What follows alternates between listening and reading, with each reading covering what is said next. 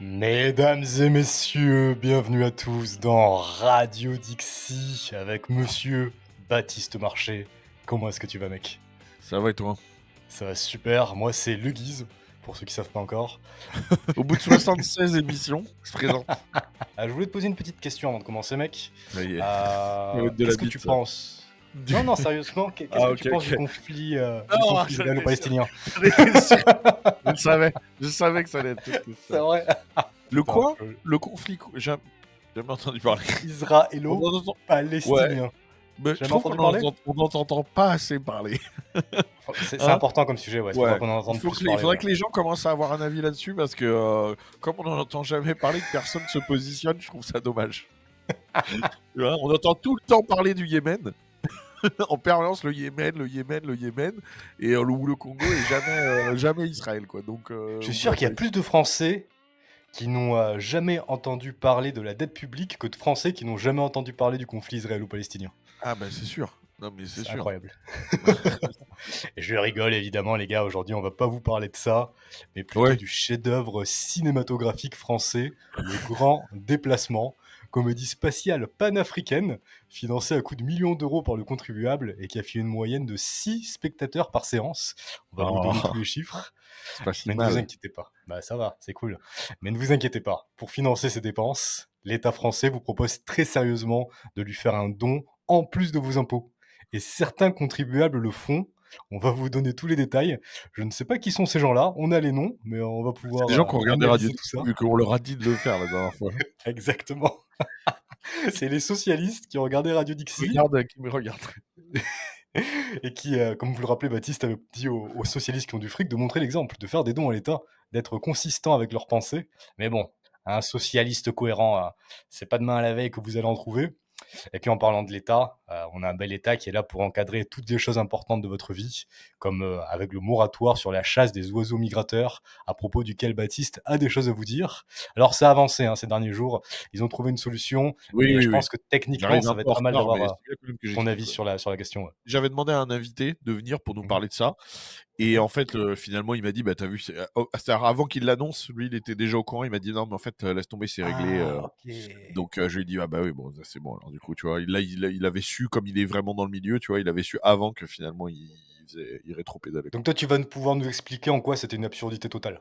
Oui, Ça va Oui, être puis de manière intéressant. générale, c'est bien d'en parler Génial. du Et on va sujet, faire quoi. un tour au Royaume-Uni, chez les roast beef, mec, ça fait longtemps qu'on n'y a pas été, où le gouvernement socialiste a fait fuir du pays plus de 4400 dirigeants et 110 milliards de dollars en augmentant les taxes, tout ça en moins d'un an.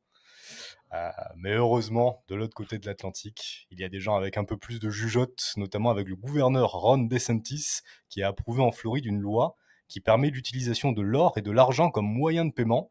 Et ça change beaucoup de choses. On n'a pas ce genre d'informations en Europe. Ça va toujours dans le sens inverse. Et puis si on a le temps, on écoutera un extrait d'Éric Larchevêque. Ça date d'il y a quelques semaines, mais c'est très intéressant. Vous savez, c'est cette personnalité d'M6, l'entrepreneur reconnu, qui milite pour le port d'armes sur RTL, un extrait de RTL. Ça fait plaisir d'entendre ce genre de message. J'aimerais bien avoir ta réaction à ça, Baptiste, si on a le temps. Avec plaisir.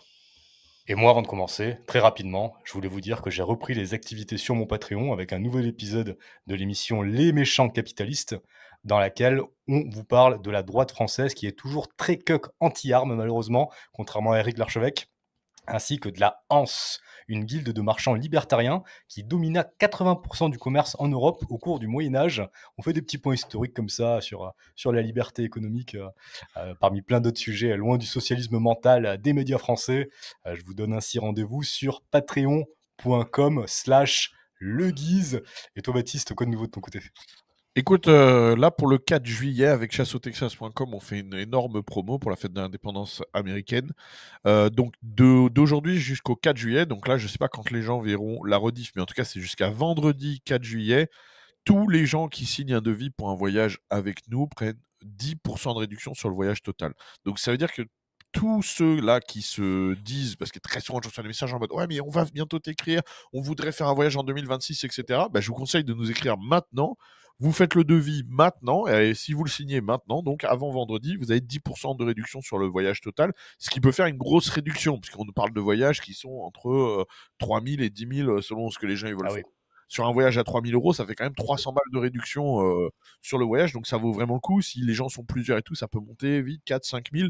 Donc ça fait des grosses réductions et ça n'enlève pas les facilités de paiement. On fait toujours les paiements en 3 fois, c'est-à-dire que pour les gens qui veulent réserver, par exemple, là, ils réservent pour août 2026, imaginons. Ils versent le premier tiers maintenant, pour réserver, valider le devis réservé, et les 2 autres tiers, ils peuvent les verser quand ils veulent jusqu'à 1 mois avant le départ. Donc si leur départ, c'est le 1er août, ils ont jusqu'au 1er juillet 2026 pour finir de payer. Donc ça leur laisse largement le C'est pas mal, temps, ouais. mettre la somme de côté, etc. Et on compte quand même la réduction des 10%, même s'ils choisissent de paiement en 3 fois. Donc voilà, dépêchez-vous, parce qu'à partir de vendredi minuit, heure française, c'est terminé. Donc si vous aviez à nous demander, vous nous écrivez sur contact@chassotexas.com. On va tout de suite prendre vos coordonnées pour vous écrire sur WhatsApp et vous faire un devis personnalisé. Donc que ce soit pour du tourisme, venir visiter le Texas en famille, entre amis, de la chasse, de la pêche, peu importe ce que vous voulez faire, écrivez-nous maintenant. Vraiment, si vous avez un voyage pour 2026 de prévu, c'est maintenant parce qu'il n'y aura pas d'autres promos. Magnifique. Bah écoute, c'est parfait. Ça donne envie. Est-ce qu'il y a autre chose de ton côté? Non, bah après sur Patreon, j'ai publié le dernier épisode de No Country for Walkmen. Et puis sinon, hein, je tiens à préciser qu'il y a toujours le Jerky Texas, toujours disponible sur jerkytexas.fr. Voilà, toujours disponible. Nos deux saveurs, Sweet and Smoky et Spicy and Smoky, qui sont toujours dispo. Voilà. Magnifique, magnifique. Il va falloir que tu m'en envoies au Paraguay. En octobre, c'est mon anniversaire, ce sera l'occasion. Si tu veux me faire un Je petit t'envoie cadeau. un gros colis. Merci, mec. J'aurai de la prod pour 3 mois. Je te propose de se lancer dans la première actu. Allez, let's go. Sorti cette semaine dans plus de 400 salles, le grand déplacement de Jean-Pascal Zadi n'a attiré que 7 984 spectateurs le jour de sa sortie, soit une moyenne de 6 spectateurs par séance. Un chiffre catastrophique, alors que le film a bénéficié de 3 millions d'euros issus du service public et de 630 000 euros de la région Île-de-France. C'est Nicolas qui paye, évidemment. Présenté comme une comédie spatiale panafricaine, ce long métrage de 1h22 signé par Jean-Pascal Zadi se voulait à la fois parodique, engagé et universel. Il se révèle au final long, creux, mal écrit et gênant. Dans le grand déplacement, Zadi joue Pierre Blé, un ex-pilote ivoirien recruté pour participer à la première mission spatiale africaine. Accompagné de son équipe, il s'envole vers la planète Nardal pour y implanter une civilisation noire. Malgré un effort de production... le truc de fou. Malgré un effort de production important, les séquences comiques tombent à plat, les dialogues sont jugés laborieux et le film ne parvient jamais à trouver son ton entre satire sociale et science-fiction décalée. Toute la presse est unanime, c'est de la merde, même la presse de gauche. Magnifique, magnifique, on est content d'avoir payé pour ça. Mais en fait, tu vois, c'est le truc, c'est qu'ils s'en foutent. Parce que alors, ils doivent avoir, je sais pas, je suis pas spécialiste, je connais pas leur contrat, mais le truc, c'est que ils sont payés quand même, tu vois. Le fric, il est là. Le fric, il a été donné de toute façon. Il y a une grosse partie du fric. Alors, il doit y avoir des producteurs qui ont perdu de l'argent dans l'histoire, certainement, hein, j'imagine. Mais globalement, je pense que Zadi et tout, il a pris son cachet quand même. Tout le monde prend son cachet quand même, tu vois, avec le financement public, ils retombent sur leurs pattes, quoi, au moins. C'est pas une catastrophe. Salaire, comme si c'était une production privée où là, ça serait vraiment une catastrophe, tu vois. Là, je pense que bon, tu vois, ils retombent sur leurs pattes tranquille. Il y a un bon backup grâce à nous, quoi. Exactement, il n'a rien à perdre, il n'y a aucune responsabilité. Et puis, oui, je pense que ça va, tu vois. Il se balade de plateau en plateau comme si de rien n'était. Oui, parce qu'en plus, j'imagine qu'il a fait sa promo tranquille sur le service public et ailleurs. On a dû bien l'inviter partout, hein. Donc, c'est pas une histoire de promo, quoi. D'ailleurs, regarde ce qu'il nous dit sur le service public. Regarde le type de personne, hein, c'est lui, Zadi. Hein. Regarde le type de personne à qui on donne des millions d'euros. Je connais. Écoute-moi ce mec. Vous pensez que le racisme anti-blanc, il existe ou pas, Jean-Pascal? Non, moi je pense que c'est une hérésie. Il faut faire la différence entre le racisme qui est un concept sociétal et qui est à prendre en globalité et des hostilités. Par exemple, si vous êtes noir ou si vous êtes arabe ou si vous êtes asiatique, eh ben, votre quotidien est chamboulé. C'est-à-dire que dans la société occidentale, je parle, pour avoir un boulot, pour rentrer dans une boîte de nuit, pour avoir un appartement, ça va être un frein. Alors qu'un blanc dans la société, je pense pas qu'il ait un frein pour avoir un appartement ou pour rentrer en boîte de nuit ou pour avoir un travail. Par contre, il peut rencontrer voilà le genre de personne à qui on file des millions d'euros de force. Ce qui est incroyable, c'est que ces gens-là, en fait, c'est quand il y a ce genre de discours, ce qui est incroyable, c'est que personne ne leur apporte jamais de contradiction, tu sais. Mais des trucs, je parle même pas de contradiction en leur disant, parce que là, si tu leur dis, il y a des blancs qui se font agresser en France, Tu sais, et parce qu'ils sont blancs, il va dire oui, non, mais tu vois, c'est des hostilités et tout. Mais là, ce qu'il faut leur demander, c'est d'accord, donc vous pensez par exemple qu'un blanc n'a pas de problème pour trouver un travail en Afrique ou en Chine ou pour. Tu vois, c'est ça, c'est ces questions-là qu'il faut leur Oui. poser. Est-ce que vous pensez qu'un noir en Afrique, en Chine, tu vois, a des problèmes pour trouver un Évidemment. travail, etc. Est-ce que vous pensez qu'un blanc en Chine a des problèmes pour trouver un travail? Est-ce que vous pensez qu'un Chinois en Afrique ou un Chinois au Mexique, par exemple, a des problèmes pour trouver un travail? C'est ça qu'il faut leur apporter. C'est à ce moment-là qu'il faut les bloquer, tu vois. Parce que Ah oui. c'est trop facile de dire, ouais, mais voilà, le vrai racisme, c'est que le racisme de la société. Bah oui, on est dans un pays de blancs, évidemment. Enfin, plus ou moins, Bah lui, il moins ou moins, termine, mais tu vois. plus trop, mais lui, il termine en disant que le vrai racisme, c'est forcément systémique. Alors que par Voilà, définition, ça n'a rien de c'est systémique, ridicule. le Mais racisme. même là-dessus, tu peux les bloquer en disant d'accord, donc il y a un racisme systémique en Afrique envers les blancs ou les jaunes, et en Asie envers les blancs. Tu vois ce que je veux dire? Les blancs et les noirs, c'est ça qu'il faut leur demander, tu vois. Un Mais bon, Chinois, bref, c'est un ridicule. entrepreneur chinois, en Chine, il va préférer travailler avec un ingénieur chinois qu'avec un ingénieur salvadorien ou mexicain, par exemple. C'est Oui, normal. oui. Tu préfères Non, travailler avec des gens qui te ressemblent, qui et partagent puis, tes références, ta culture. Non, et puis même, en plus, la vérité, c'est que c'est des conneries. Les seules personnes qui ont des problèmes pour avoir des boulots, des appartements et tout, c'est parce que leur communauté est responsable. C'est pas juste parce que les gens, tu sais, ils se disent, oula, c'est un noir par pur, tu sais, par pur principe raciste. Aujourd'hui, il y a combien de bailleurs, etc., qui sont noirs, combien de bailleurs qui sont arabes, etc. Je voyais encore une interview d'un mec là, justement, qui a des logements, etc., qui a des immeubles et tout, qui est un arabe, et qui disait, en fait, tous les mecs qui payent pas, c'est des arabes, donc moi, en fait, j'ai arrêté de louer aux arabes. Alors que le mec est arabe, tu vois. Et il dit, bah oui, il dit ma comptable, elle a été gênée de me le dire que toutes les personnes qui payaient pas, c'était que des non-arabes, parce que moi-même, j'étais arabe, tu vois. Il dit, bah c'est comme ça. Donc, en C'est fait, au bout d'un moment, statistique. C'est je crois pas que les statistique. Vietnamiens, je crois pas que les mecs d'origine vietnamienne, je crois pas que quand tu t'appelles Kevin Nguyen, t'aies du mal à trouver un appart plus qu'un blanc, tu vois. Pourquoi? Bah parce qu'en Ouais. fait, les Nguyen, ils payent leur loyer, en fait, tout simplement, tu vois. Et ils cassent pas tout dans l'appart. Donc à un moment, c'est tout. Les histoires de trucs, c'est toujours systémique.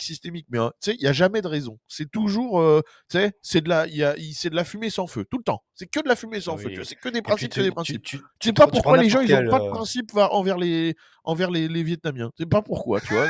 Mais non. D'un seul coup, tu vois, on te parle, tu vois, l'antisémitisme, etc. Mais bizarrement, les gens, ils sont plus antisémites quand il s'agit de louer des appartements aux juifs ou de leur donner des travails. Tu vois, c'est que les arabes et les noirs. C'est bizarre quand même. On a vraiment, tu vois, Bah, les évidemment. latinos, pas de problème. Les asiatiques, bah, c'est bon, tu vois, arrêtez, toujours pareil, tu sais. Oh ouais, C'est c'est sûr. De toute façon, tu prends même ce discours de merde.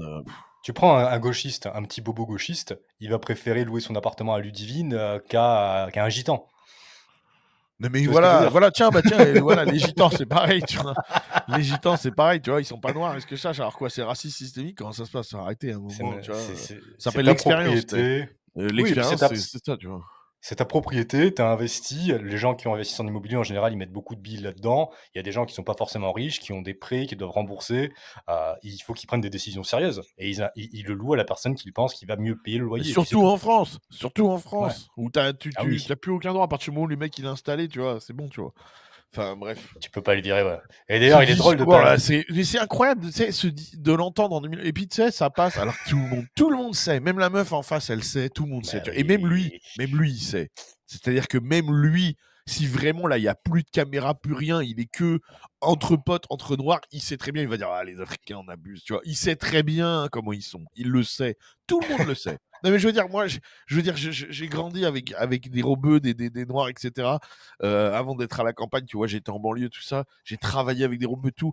Ils le savent très bien. Tu travailles avec des videurs. Non mais j'ai travaillé avec des videurs rebeux, ils font pas rentrer les rebeux. C'est Même tout. eux, Ils le ils savent. préfèrent travailler avec des blancs qu'avec des noirs ou Oui, des arabes qui connaissent mais pas. après, par contre, ça veut pas dire qu'ils vont pas se comporter pareil, hein. C'est ça qui est incroyable. C'est que moi, j'ai travaillé avec des videurs rebeux. Ils font pas rentrer leurs cousins rebeux et tout parce qu'ils savent qu'ils vont foutre la merde. Par contre, quand c'est eux qui vont en boîte, ils foutent la merde. Tu vois. Mm. Mais ils le savent. Faire croire qu'ils ne savent pas, qu'ils tombent des nues, c'est pas vrai. Ils sont très conscients de ce que leur communauté fait. Ils sont très conscients de comment ils se comportent. Ils le savent très très bien. Tu vois. Moi, quand Et je c'est l'entends pareil pour dire les ça, le noirs, mec c'est là, pareil. quand Ils je l'entends savent. dire ça, le mec en entrevue, au premier degré, j'ai l'impression qu'on file des millions à un retardé mental. Parce Oui, que alors que bon, il est s'il peut-être pense premier retardé degré, mental, mais il pense pas ça. Il pense pas ça premier degré. C'est une posture, tu vois. C'est ouais. une posture facile. C'est une posture facile, tu vois. tout rejeter sur les autres, toujours, bah, c'est toujours pareil, c'est une question de déresponsabilité Du totale, tu vois. marxisme. Toujours tout rejeter sur les autres, c'est la faute du système, et puis c'est tout, et puis voilà, tu vois. C'est la faute Non, du mais- racisme systémique anti-blanc s'il touche mais des allez, millions c'est et des millions toujours... d'euros depuis des décennies pour faire ses films de merde. Je te jure. Mais oui, voilà, tu vois. C'est ça, cette société raciste qui lui file des millions pour faire des films de merde sur du panafricanisme sur la Lune ou je sais pas quoi. Allez, tu vois. Putain, tu vois. Non, mais c'est bon, c'est bon, c'est bon. tu vois, Et insupportable. la vérité, c'est que les gens qui payent son film, c'est des blancs. C'est des Nicolas à 30, 40, 50 Oui, ans qui oui, oh bah bossent oui, et qui oui. payent Tu pour ces crois films qu'ils de en ont merde. quelque chose à foutre d'aller voir son film de merde. Non, mais c'est ça, c'est des mecs qui ont grandi en HLM. Avec la CAF. Non mais, à un moment, tu vois, on leur a filé un appart, on leur a filé du fric. Le mec, du coup, comme il avait pas à bosser, tu vois, parce qu'il avait pas à bosser autant, tu vois. Tranquille, il a eu le temps de faire son truc. Il a été mis en avant parce que, on va pas se mentir, c'est pas pour ses talents d'acteur, etc. C'est parce que la diversité, blabla. Il a fait d'ailleurs que des films, que des sketchs là-dessus. Ça l'a mis en avant. On le met en avant sur le service public. On lui donne de l'argent public pour faire son film.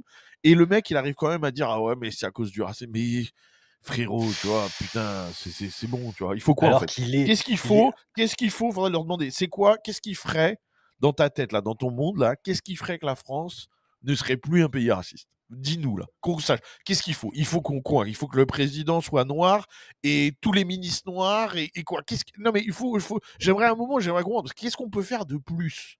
Tu vois? il faut que Est-ce qu'il faut qu'il y ait il plus faut de que blancs? Est-ce qu'il l'ensemble, faut il faut que l'ensemble que des blancs français donnent 90% de leur salaire oui, tous c'est les ça. mois pour les méfaits historiques commis par l'Occident, Il faut supposément. ça, il faut que les noirs soient privilégiés à l'embauche, privilégiés surtout. Mais tu sais qu'ils sont Dis-nous déjà parce que au bout privilégiés, d'un hein. moment, non mais Tu je sais qu'ils sais, sont mais déjà qu'est-ce qu'il faut privilégiés. de plus, tu vois? Ouais. Qu'est-ce qu'il faut de plus? Je vois les États-Unis, la France, etc. C'est vraiment et n'importe qui d'honnête intellectuellement, je veux dire, ce sont les pays les moins racistes au monde. Mais Au oui. monde. Au monde. Pourquoi déjà? Parce que c'est l'Occident et l'Occident c'est le moins, à l'heure actuelle, c'est l'endroit le moins raciste de la planète et c'est terrible. D'ailleurs, c'est seulement en Occident qu'on a ce genre de débat d'ailleurs. Bah oui. Personne en Asie n'a de débat sur le racisme en Asie, encore moins systémique envers les autres races. Il y a Personne qu'en au Occident, Pakistan, personne au personne au Occident où toutes les Pakistan se religions pose la peuvent vivre en problème. paix. Voilà, c'est ça. Personne au Pakistan se demande s'ils sont pas trop antisémites ou pas trop anti-chrétiens. Non mais tu vois, ou pas trop anti-noirs et tout. J'aimerais bien voir un Africain au Pakistan, voir ou en Inde. Tiens, tu vois, c'est la 7e puissance mondiale, l'Inde. Allez voir comment un Africain en Inde fait sa vie. Comment est-ce qu'il a de racisme? Comment un Africain en Chine vit, tu vois, est-ce qu'il n'y a pas un racisme systémique en Chine? Arrêtons, en Afrique, j'en parle pas, moi je connais bien l'Afrique. Mais tu sais Bon, qu'on en est un Afrique, cas d'école, on est un en exemple. Afrique, hein. ils sont racistes envers les. En Afrique, ils sont carrément racistes envers d'autres ethnies noires, tu sais. Donc, eux, il y a même. C'est certainement le continent, non mais c'est vrai, le plus Ah oui, raciste. oui. Donc, il y a un moment, tu Il vois. suffit que tu Les en aies un peu blancs, plus ouais, fin les que blancs l'ethnie d'à ethniques. côté pour qu'ils te Oui. massacrent. Mais la réalité, c'est qu'on est un exemple pour les pays du monde, mec. L'Argentine, la Chine, tous les autres pays, ils se rendent compte qu'il faut pas qu'ils acceptent autant de musulmans maintenant. Mais c'est ça, c'est ça. Mais même toi, regarde, tu le vois en Colombie, etc. Je suis sûr qu'un Africain en Colombie ou un Chinois en Colombie, ça passe quand même beaucoup moins qu'un Hispanique. Non, on est d'accord, tu Ah vois. oui, évidemment. Non, mais voilà. Donc, à un Ah, c'est moment, sûr. il faut arrêter. C'est vraiment c'est un délire. Et en fait, ça se transforme en. Tu sais, on dirait que tout le monde. On fait tous semblant. Tout le monde fait semblant. Non, mais tu sais, les Noirs, les Arabes, on fait tous semblant. Mais arrêtez de faire semblant, c'est bon, tu vois. Enfin, Eh oui, c'est normal. Et puis attention, c'est tout à fait ridicule. normal qu'un rebeu ait envie de travailler avec un rebeu. Moi, je m'en bats les couilles. C'est ta Ah oui, oui, propriété moi, je m'en privée, branle. tu discrimines Mais là, et c'est ce même que pas le tu veux. cas. Tu travailles C'est avec même qui pas tu veux. vraiment le cas en France. Oh, Tu vois. non, C'est même non, pas c'est vraiment le cas en absolument France. pas. C'est Au ça le contraire, la truc. loi t'interdit de le faire. Les Blancs, En ils France, font même pas en- vraiment ça, tu vois. bah oui, en fait, même si un blanc a envie de le faire, tout le monde lui tombe dessus. T'as ton Oui, entreprise, oui. t'as envie de travailler qu'avec des blonds aux yeux bleus, j'en ai rien à foutre, c'est ton problème. J'ai pas envie d'aller Ouais, travailler avec toi si t'as pas envie de travailler avec un brun aux yeux noirs. Tu vois ce que je veux tout dire? à fait. Genre, c'est ton truc, tu fais ce que tu veux, tant que tu me fais rien de mal. Mais bon, Tout on est à bien fait. loin d'avoir cette discussion, c'est sûr et certain. Et d'ailleurs, Oui. je regardais, il y a une vidéo, là, un réel qui faisait le buzz, où t'avais un arabe qui avait réussi, qui avait plein de bagnoles, plein de fric, et qui disait: les seuls arabes qui réussissent, c'est les arabes qui ne s'entourent pas d'arabes. Ah bah, tu m'étonnes. Et tu peux réussir Tu que si m'étonnes. tu t'entoures d'autres personnes. Bah non, Et- mais ouais, bah c'est ça. C'est pour ça que je te dis, ils sont lucides sur leur situation, ils savent très bien. oui. Ils le savent très bien. Et le film, il est tellement pourri que même Télérama souligne Ouais, un alors gros que bon. souci d'écriture, a avec un Jean Pascal t'as une journaliste gauchiste, Marie Sauvion, qui ironise en disant Jean Pascal, t'es pas Nolan, laisse tomber les vaisseaux. Vraiment, même à gauche, ils sont abasourdis par la nullité de ce film. J'avoue, là, le mec, quand t'es même pas soutenu par ton. C'est que vraiment, là, il n'y a Télérama. rien, quoi. Et c'est qui le fils de pute, mec, de fonctionnaire, qui attribue les subventions publiques et qui se dit c'est correct de subventionner un film qui veut implanter une civilisation noire. Oui, il en a rien à foutre. Il en a Non, mais rien à imagine, foutre. Il est imagine vite un fait, film. il est en diagonale le truc, hein, tu sais. Ouais, c'est vrai, mais Ils imagine un film connaissent. qui veut implanter une civilisation blanche. Ces producteurs-là, c'est des mecs qui ne font que des films comme ça, tu sais. Donc ils ont déjà les contacts et tout. Donc il envoie un SMS, machin. Et là, je suis en train de faire un film. J'ai Pascal Zadi, j'aurais besoin d'un budget. Combien tu peux me débloquer? Le mec, il va dire, bah écoute, je regarde, bah vas-y, 3 millions, je peux pas aller plus loin. Allez, vas-y, on fait ça. C'est Ciao. aussi simple que ça, à mon avis. Wow, ouais. C'est des C'est contacts. aussi simple que ça. Bien sûr, bien sûr.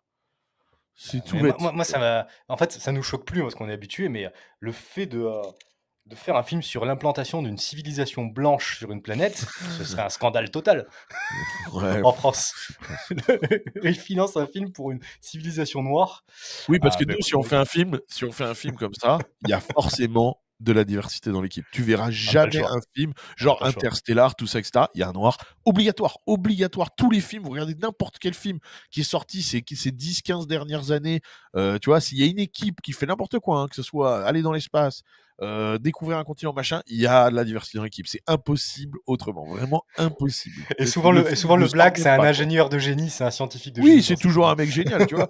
Mais non, mais c'est obligé. Mais je veux dire, même à l'époque d'Alien, etc., il y avait un noir dans l'équipe et tout, tu vois. C'est pas possible de faire un truc, tu vois. Alors que bon, en vérité, bon, chez les astronautes, il y a pas énormément de noirs, tu vois. Mais bon, c'est obligatoire, tu vois. Et là, et eux, tu sais, ils arrivent à faire des trucs. Non, mais nous, c'est l'inverse. C'est que des noirs, tu vois. C'est que des noirs et tout le monde s'en bat les couilles. Je vais te montrer une petite image. Je couperai au montage si c'est un peu lent, mais ça va être rigolo, tu vas voir. Je veux juste te montrer le casting du film. Tu vas voir, c'est exceptionnel. Et tu vas voir qu'il y a un petit peu de diversité. Il y a un petit peu de diversité, mec, tu vas voir. Pourquoi il y a différentes ethnies africaines? Tu vas être surpris. Il y a différentes ethnies africaines, mais il y a un Algérien, mec. Ah, j'ai cru qu'il y avait bien un blanc. Il y a un Algérien. Ah bah oui, parce que forcément, vu que c'est... Je vais te le mettre en gros. Ça a l'air bien. Oh là là, voilà. Ça a l'air vachement voilà bien. La diversité. Je voulais te montrer la bande-annonce pour qu'on se marre, mais on peut pas. Il y a 2 femmes, 4 noirs et un arbre. Tout ça financé par Nicolas. Bien. Bon, bref. C'est magnifique. Mais bon, c'est triste, si tu mets bout à bout tous les budgets qui sont attribués, que ce soit des films, et même si dans le lot il y avait des films bien, ce qui n'est pas le cas, je veux dire, c'est terrible, tu vois, quand on voit les dépenses qu'on a à faire, quand on voit que les mecs sont là pour, pour la défense, en train de faire la manche aux gens, en leur disant hey, il faut nous donner votre épargne pour la défense, et pendant ce temps-là, t'as vraiment l'impression que c'est un cirque et qu'on se fout de ta gueule en permanence. C'est exceptionnel. Comment tu peux, dans les mêmes. Comment tu peux justifier de dire. Enfin, j'aimerais vraiment comprendre, avoir quelqu'un qui demande droit dans les yeux à Emmanuel Macron, un mec comme ça, tu sais, en lui disant bon là vous nous dites qu'on est ric-rac sur la défense, sur des moyens. Pourquoi cette année on a donné faire le calcul, tu vois, machin, pour des films, tu vois. Et le mec il va te sortir le discours habituel du style non mais la culture, c'est important. D'accord, mais là je croyais qu'on était ric-rac, tu vois. Ça pouvait pas attendre l'année prochaine. Comment tu justifies des millions, c'est pas des dizaines, tu vois, des millions d'euros quand en même temps tu dis pour notre propre défense, c'est-à-dire pour la survie des gens, là on parle, tu vois, on est ric-rac, mais bon, on va quand même donner quelques millions pour des films de Jean-Pascal Zadi. Enfin, c'est là que tu vois que comment tu justifies qu'il y ait des gens qui meurent dans les salles d'attente des urgences? Oui. Comment est-ce que tu justifies qu'il y ait des Français qui payent des impôts, qui sont sur le territoire depuis des générations et des générations, qui crèvent à cause d'un système de santé tout pourri, et on file des milliards à ces merdes. Mais c'est ça, c'est faux. Panafricaines. En fait. Et c'est là que tu vois qu'ils se foutent de votre gueule, tu vois. C'est pour bien comprendre que quand Macron il demande les trucs pour la défense, les machins, ils se foutent de votre gueule. Il n'y a personne qui croit un mot de tout ce qu'ils disent. Parce que je veux dire, ce sont pas des attardés mentaux, d'accord. Les ministres, Macron, etc., c'est pas des gogoles, ok. Ils le savent très bien. Ils voient très bien les comptes, ils savent aussi bien que nous comment tout ça marche, tu vois. Quand Sarah Knafo, la première fois qu'elle a parlé de l'aide au développement, tu sais, Ils ont dit non, n'importe quoi. Et puis dans la foulée, ils ont Ouais. baissé de 2 milliards. 2 milliards. Mais ils te sortent 2 milliards comme si 2 milliards. Enfin, bon allez, allez, on retire 2 milliards. Tu sais, comme si vraiment 50 centimes, quoi. Tu sais, oh, 2 milliards. Allez, Comme ça. bon, allez, 2 milliards en moins. Donc ces 2 milliards-là, il n'y avait pas besoin, visiblement. Donc ce que vous Ouais. disiez, c'est que vous dépensiez 2 milliards par an. Des milliards, là, on parle pas de millions. Enfin, Pendant qu'on a un nous, système on de paye, santé là, à faillite. oui, nous, on paye Pendant des qu'on a un impôts. système. Enfin, c'est un truc de Parce que fou ce qu'il que les faut mecs savoir, mec, c'est puissent retirer 2 milliards de dépenses en claquant des doigts comme ça, tu vois pas la différence. Mais c'est fou, c'est une quoi. énorme Enfin, mafia. 2 Une énorme milliards. mafia. Parce que tout cet argent dilapidé par l'État, mec, tout cet argent, tous ces euros dilapidés par l'État, c'est des choses qui sont pas investies dans les choses importantes, c'est-à-dire la santé privée, par exemple. Je veux dire, tout cet argent dilapidé, c'est au final, mec, c'est des morts. C'est des gens qui passent au-dessous d'un seuil qui leur permet de se soigner, au-dessous d'un seuil qui leur permet d'aller dans un hôpital privé qui les sauverait. Bien En sûr. fait, tout ce système public de dilapidation d'argent, c'est la mort, au final. C'est des gens qui meurent, en bout de compte. Ah, bien sûr. Bien sûr. Quel enfer. Non, Mais ne vous inquiétez pas. C'est dramatique. C'est dramatique. Et l'ironie dans tout ça, c'est que de 45 à près de 40 000 euros, ces dernières années, certains contribuables ont fait des dons à l'État dans l'objectif d'alléger la dette publique. Plus de 3 300 milliards d'euros, c'est le montant actuel de la dette publique de la France. Alors face à cette situation, certains contribuables décident de participer à l'effort budgétaire en faisant un don à l'État, en plus de payer leurs impôts. C'est Bah ainsi après, qu'un Français... C'est consenti, au moins. non, mais je veux dire, c'est une posture de gauche, pour de vrai. C'est cohérent, c'est vrai. Oui, voilà. Je veux dire, moi, je critique pas, parce que les mecs, ils pensent... Enfin, je critique pas. Évidemment que pour moi, c'est incroyable, parce que vu le budget de l'État, c'est complètement fou. Mais ce que je veux dire, c'est que le mec croit, au moins, quelqu'un qui croit en ce qu'il dit. C'est-à-dire qu'il pense réellement qu'il faut dépenser autant, etc. C'est-à-dire, tu vois, il C'est un croit fils de réellement à la pute, de taxation, communiste, etc. mais il est cohérent. Bah oui, il est moins fils de pute que les mecs qui disent qu'il faut augmenter les impôts alors qu'eux, ils en payent pas, tu vois. Qui Je donne veux rien, dire, ouais. bon. Bah oui. Par exemple, il y a un Français qui a adressé en décembre dernier un don de 45 euros à Bercy.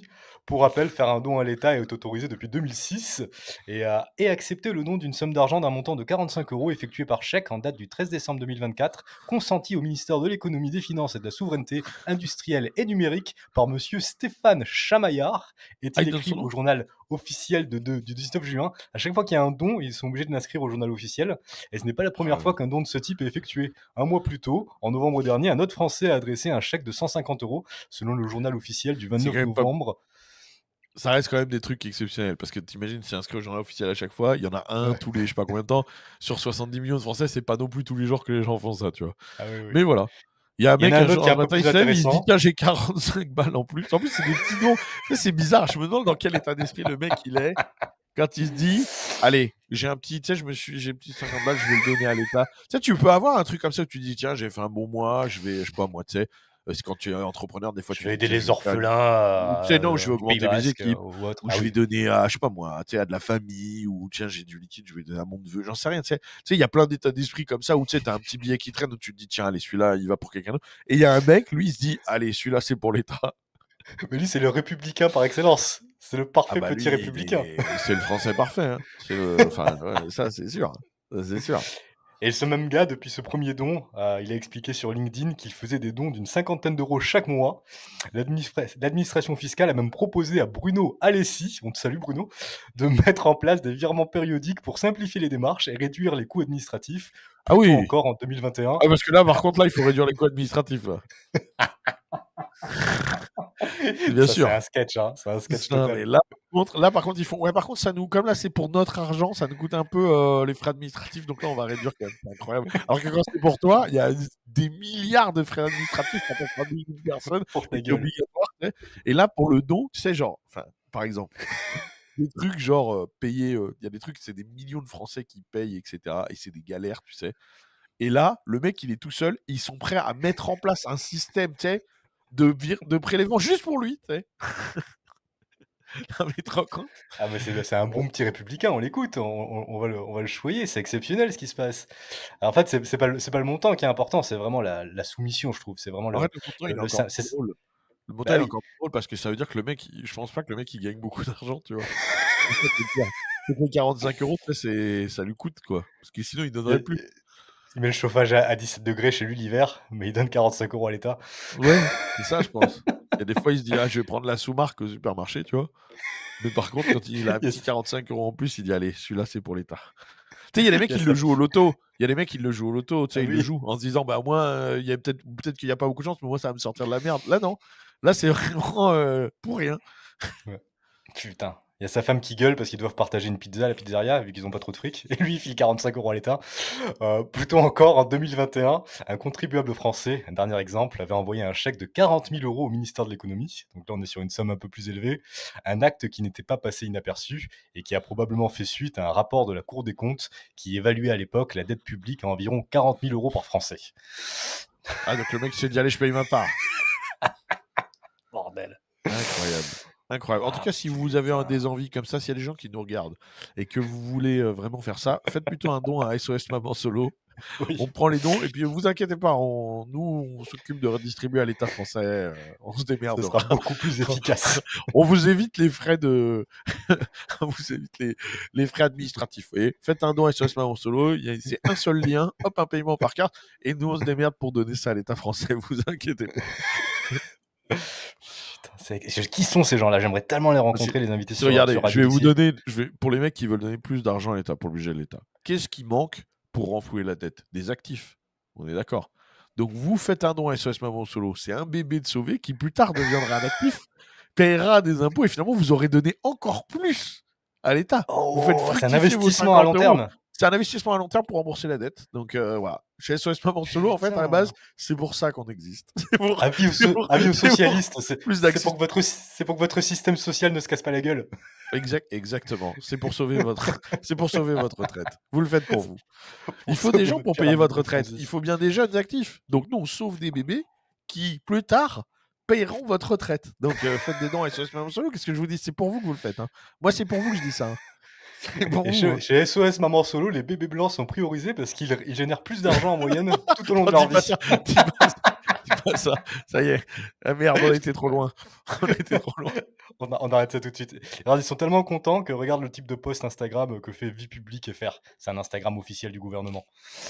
Ils partagent ça Déjà, sur Instagram. Le citoyen Stéphane Chamaillard a fait un don de 45 Putain, le mec, € par il est chèque. devenu une star. En fait, ils l'ont starisé pour que ça donne envie à d'autres mecs de le faire. Tu sais. Quel enfer cette république. Mecs, ils vont lui donner la Légion d'honneur.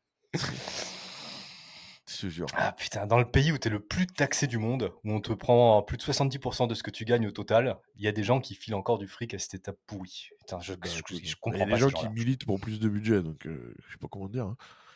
Putain. Et tu sais c'est quoi l'ironie du sort dans tout ça? C'est que faire un don à l'État n'est pas imposable et ne donne pas droit à un avantage fiscal. Ça rentre pas dans le cadre des dons Bah non, parce que sinon, que c'est tu peux baisé. réduire. Ah oui, Bah ça oui, sert à parce que rien. sinon, c'est con, tu vois, ça sert à rien. Bah oui, c'est plus un don, tu vois. Là, pour le coup, il n'y a plus que des frais administratifs et c'est complètement con, quoi. Ouais, j'avoue, je suis con. Ouais. J'aurais pu le penser. Ouais. Bah, tu me diras, Et tu puis sais, c'est le principe de. En même temps, c'est pas plus con que de donner de la CAF à des gens qui payent des impôts, tu sais. T'as des gens qui payent des impôts sur leur salaire et qui, derrière, ont besoin d'une aide pour, tu sais. T'as des gens, bien sûr, qui ont des enfants et qui ont un salaire. Ils payent des impôts sur leur salaire et après on leur rend une partie de leurs impôts en leur disant on vous aide pour élever vos enfants. Bah, entre deux, l'argent il a circulé, il y a eu combien de frais administratifs avant de le rendre? il y a C'est combien aussi de con, salaires hein. qui ont été payés pour gérer tout ça? Bah oui, donc c'est tout aussi con. Hein. C'est tout aussi con que de dire à un mec, un père de famille qui bosse, qui paye des impôts par an et tout, de dire ah vous installez des panneaux solaires, et ben on va vous donner une aide de l'État. Ah ouais, bah, vous auriez pu me déduire de mes impôts plutôt, non? Bande de trous de balles. Ah non, bah oui, tu vois, c'est aussi con que ça. Hein. Comme le disait à Bah non, parce que Bastia, sinon, faut bien l'État. donner un boulot à nos 300 000 fonctionnaires, ou je sais plus combien ils sont là, 6 millions de fonctionnaires, tu sais, faut bien les faire bosser, tu vois, il y en a tellement qui attendent comme ça, bon. Ah bah oui, si ça n'existe plus, ils n'existent plus tous ces gens-là. Tous ces putains de parasites de fonctionnaires. Et comme le disait Bastia, tu viens parfaitement de le résumer, l'État, c'est la grande fiction par laquelle tout le monde s'efforce de vivre aux dépens de tout le monde. C'est Voilà. exactement ce qui se passe. C'est magnifique. Une absurdité totale. Et puis, t'en avais parlé pour clôturer ce sujet, mais c'est confirmé depuis 2006, chers amis socialistes qui pensaient qu'on ne donne pas assez d'argent à l'État, vous pouvez le faire par vous-même. Je vous propose de prendre une capture d'écran du transfert ou une photo du chèque et de la poster sur X ou sur Instagram. Comme ça, vous montrez l'exemple à tout le monde. Comme Ouais. quoi, il faut Non, donner mais c'est plus à incroyable. l'État. Par contre, c'est quand même marrant parce que c'est vrai que je l'avais dit dans un épisode il y a pas longtemps. J'avais dit, on peut faire un don à l'État et tout, et il y a des mecs qui m'ont écouté, tu vois. Moi, je pense que c'est des mecs qui regardent Radio Dixie, tu vois. Tu sais, dans les cas qui regardent Radio Dixie, il y a peut-être un 0,1% de retardés mentaux, c'est peut-être eux. Ils comprennent rien à rien. Ils prennent tout au premier degré. l'État. Ils prennent tout au premier degré. Putain, bah s'ils prennent tout ce qu'on dit au premier degré, il va y avoir des délires. Bah, je le verrai, écoute, si je vois une hausse des dons pour SOS Maman Solo, c'est qu'il y a des mecs qui prennent ça au premier degré. Un boom de dons.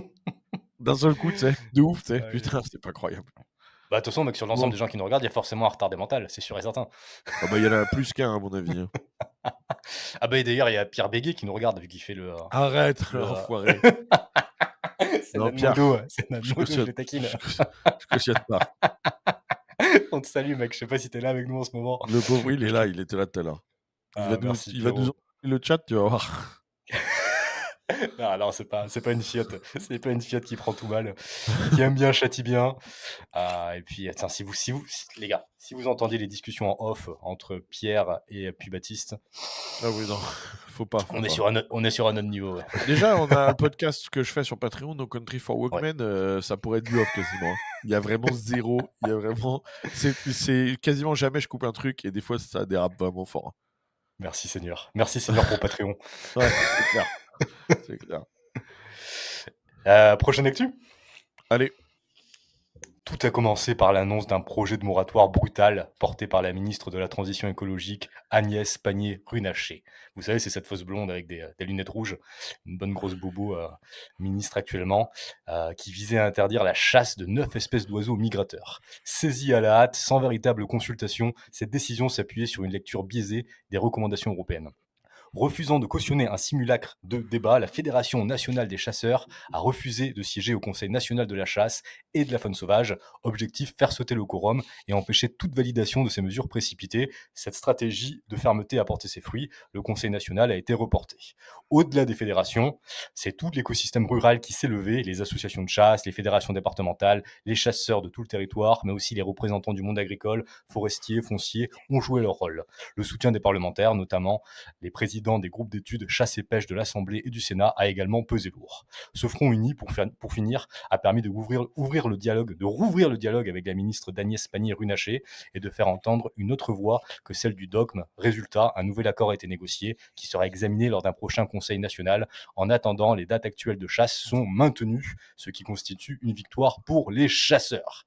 Techniquement, est-ce que tu peux nous expliquer pourquoi est-ce qu'ils voulaient interdire ça et pourquoi en c'est fait, de la merde? alors pourquoi par contre, j'ai pas d'explication. Parce qu'en vérité, donc il y a un conseil d'études qui s'appelle le TFRB, donc c'est le Task Force for Recovery Birds, qui a été mandaté par la Commission européenne pour examiner la situation de la conservation des oiseaux en Europe. Ok. Donc ils ont fait une étude qui est en vérité qui est très bien. Enfin, moi j'ai regardé l'étude, du coup c'est pas mal ce qu'ils ont fait. Ils ont étudié 33 espèces pendant 3 ans. Et sur les 33 espèces qu'ils ont étudiées, ils ont dit qu'il y avait 3 espèces qui nécessitent... Parce que, en fait, ils ont donné des recommandations pour les espèces, pour beaucoup de conservation d'espèces, qui ne concernent pas du tout la chasse. C'est-à-dire que le problème n'est pas la chasse. Le seul moment où ça concerne la chasse, c'est pour 3 espèces où ils disent qu'il faudrait des quotas adaptatifs. C'est-à-dire qu'en fait, au lieu d'avoir un quota stable, c'est-à-dire qu'on dit il faut tuer tant tous les ans, ils pensent qu'il faut adapter aux saisons, à la reproduction, etc. C'est-à-dire qu'il faut refaire des comptes et chaque année avoir des quotas qui évoluent, tu vois. Donc ça se fait pour beaucoup d'espèces. Et c'est tout. Pour le reste... Une interdiction de chasse. Ah non, aucune interdiction de chasse. Et pour le reste, c'est surtout le retard de fauche dont il parle, l'utilisation de pesticides, la plantation de haies, etc. C'est-à-dire vraiment des questions de zone d'habitation. Parce que le problème, et ça, c'est pas que moi qui le dis, hein, même la LPO, la Ligue protectrice des oiseaux, qui est pas du tout une instance pro-chasse, le dit, le problème des oiseaux en Europe, ce n'est pas la chasse, c'est l'habitat. Il y a un problème pour le milieu naturel des oiseaux. Et ça, c'est connu depuis longtemps. Réaction de la ministre, ok, on interdit 9 espèces à la chasse. Mais en se basant sur ce rapport, hein. Elle dit elle-même qu'elle se base sur ce rapport. Elle te dit qu'elle se base sur le rapport, mais déjà le rapport, il parle de 3 espèces, elle en sort 9. Et le rapport dit il ne faut pas d'interdiction de chasse, elle veut interdire 9. Donc ça n'a rien à voir, c'est-à-dire que tu comprends. C'est pour ça que quand tu me demandes pourquoi Je ne sais pas pourquoi. Enfin, c'est juste pour de l'électoralisme et pour faire genre, Ouais, tu c'est vois. ça. Parce que je vois pourquoi. Et en plus, il faut bien comprendre que ces mesures sont extrêmement contre-productives pour les oiseaux. Parce que je l'ai déjà dit, la conservation des animaux, c'est mettre de la valeur, de l'intérêt sur ces animaux. On vit en Europe. Là, je parle pour l'Europe. L'Europe, c'est extrêmement... euh, comment dire? L'Europe, ça s'est extrêmement industrialisé. C'est comme ça. C'est un milieu, c'est un continent sur lequel il y a énormément de population. Il y a une grande densité de population. Il y a énormément, du coup, d'agriculture. Il y a énormément de choses. Il y a très peu d'espace sauvage en Europe. C'est comme ça. Aujourd'hui, c'est l'univers dans lequel on vit. Donc, on pensait qu'il faut juste laisser la nature faire. Vous savez qu'il suffirait de ne pas chasser les oiseaux pour qu'il y en ait un nombre suffisant. Non. Si on laisse les choses se faire, aujourd'hui, c'est comme ça. On a trop bouleversé l'écosystème pour pouvoir le laisser se faire tout seul. On a détruit beaucoup de prédateurs, on a détruit beaucoup d'habitats, etc. Donc, on est obligé d'intervenir. Obligé. Qu'est-ce que ça veut dire intervenir quand on parle des oiseaux? Pour les oiseaux, ça veut dire leur préserver des habitats naturels. Et un habitat naturel pour les oiseaux, ce sont des zones humides, ce sont des haies, ce sont ce genre de choses, c'est-à-dire des choses qui coûtent de l'argent et qui n'en rapportent pas, encore une fois.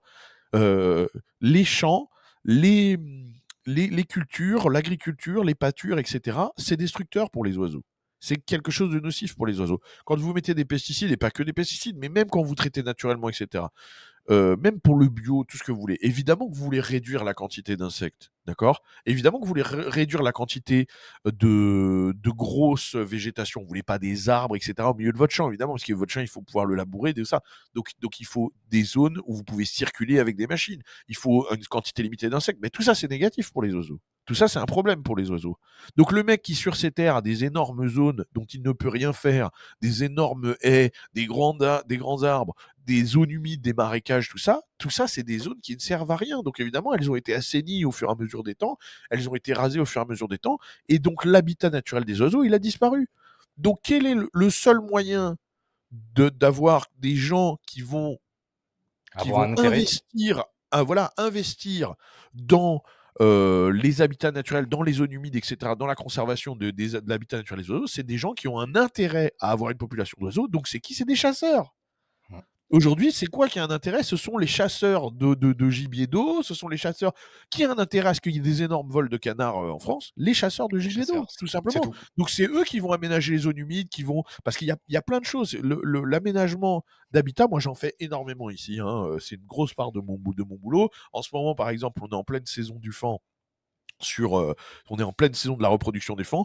Pour avoir une belle reproduction des faons dans les zones, dans les propriétés où on chasse le cerf, on est obligé de chasser énormément le coyote, parce que le coyote vient, il tue les faons, il mange les faons, il blesse les mères, etc. Et il y a des années où il va y avoir une très mauvaise reproduction des cerfs à cause de ça. Et nous, ça nous intéresse pas, parce que ce sont des zones qui sont faites pour la chasse aux cerfs, donc ce qu'on veut, c'est une bonne reproduction, tu vois.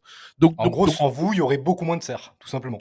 Évidemment, s'il n'y avait pas de chasse, si la chasse aux cerfs ne rapportait pas autant d'argent au Texas, il y en aurait évidemment beaucoup moins, bien sûr. Donc, il y a même les gens, mec, juste petite parenthèse, il y a même les chasseurs qui font ça juste par plaisir, par passion. Ils veulent préserver l'habitat naturel parce qu'ils aiment chasser, et puis c'est tout.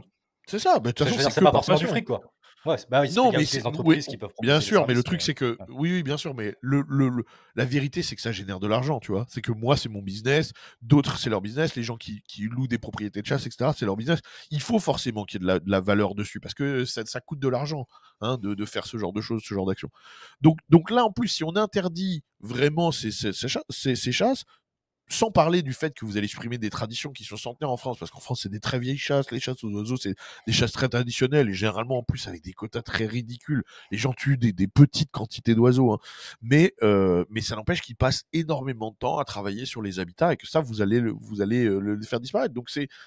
Encore une fois, on est dans des mesures qui sont complètement déconnectées de la réalité pour faire plaisir à Monsieur Tout le Monde, parce que Monsieur Tout le Monde, il aime pas le chasseur d'oiseaux parce qu'il tue les petits oiseaux, et puis c'est tout. Méchant, et Monsieur Tout le Monde, il va pas mettre des waders et foutre dans un marais avec de la boue jusque là pour enlever les roseaux, pour dégager les zones, pour que les canards ils puissent le voir depuis le ciel. Il fait pas ça. Il va pas piéger les ratons laveurs qui mangent les œufs. Il va pas faire ce genre de choses, Monsieur Tout le Monde. Donc à un moment. Est-ce que tu penses qu'un jour cette ministre, si elle ouvre son esprit, elle pourra comprendre qu'il n'y a personne qui fait plus pour la préservation animale que les chasseurs? Est-ce qu'un jour elle peut le comprendre, ça, tu penses? Ou elle peut pas Mais avoir même cette s'ils le comprennent, le problème, encore une fois, c'est que je pense qu'il y en a qui le savent, mais le problème, c'est pas de le comprendre. Le problème, c'est que est-ce que ça passe dans l'intérêt l'oreille du politique, grand public voilà, exactement. Parce que qui a un intérêt je pense qu'il y politique. a un paquet de personnes au gouvernement qui comprennent que donner des subventions à tout le monde et de la CAF, etc., c'est pas une bonne chose pour l'économie. Mais d'un autre côté, mais est-ce que c'est une bonne chose pour leur électorat? Oui. Ah, Donc c'est c'est le ça, même c'est principe politique. là-dessus, c'est que ce sont des choses qui ne font pas plaisir à entendre. Ça fait pas plaisir à entendre qu'il faut, qu'il faut encourager la chasse aux oiseaux pour préserver les oiseaux. Ça fait pas plaisir, tu vois. Et c'est Ouais. comme je l'ai déjà dit sur la conservation des grosses espèces, j'en avais parlé à l'époque avec En l'alligator, Afrique. le bison, les éléphants en Afrique, etc. C'est la même chose. Ça fait pas plaisir aux gens. C'est plus facile de dire oh, l'enculé de chasseur, c'est à cause de lui. Mais sauf que c'est pas à cause de lui.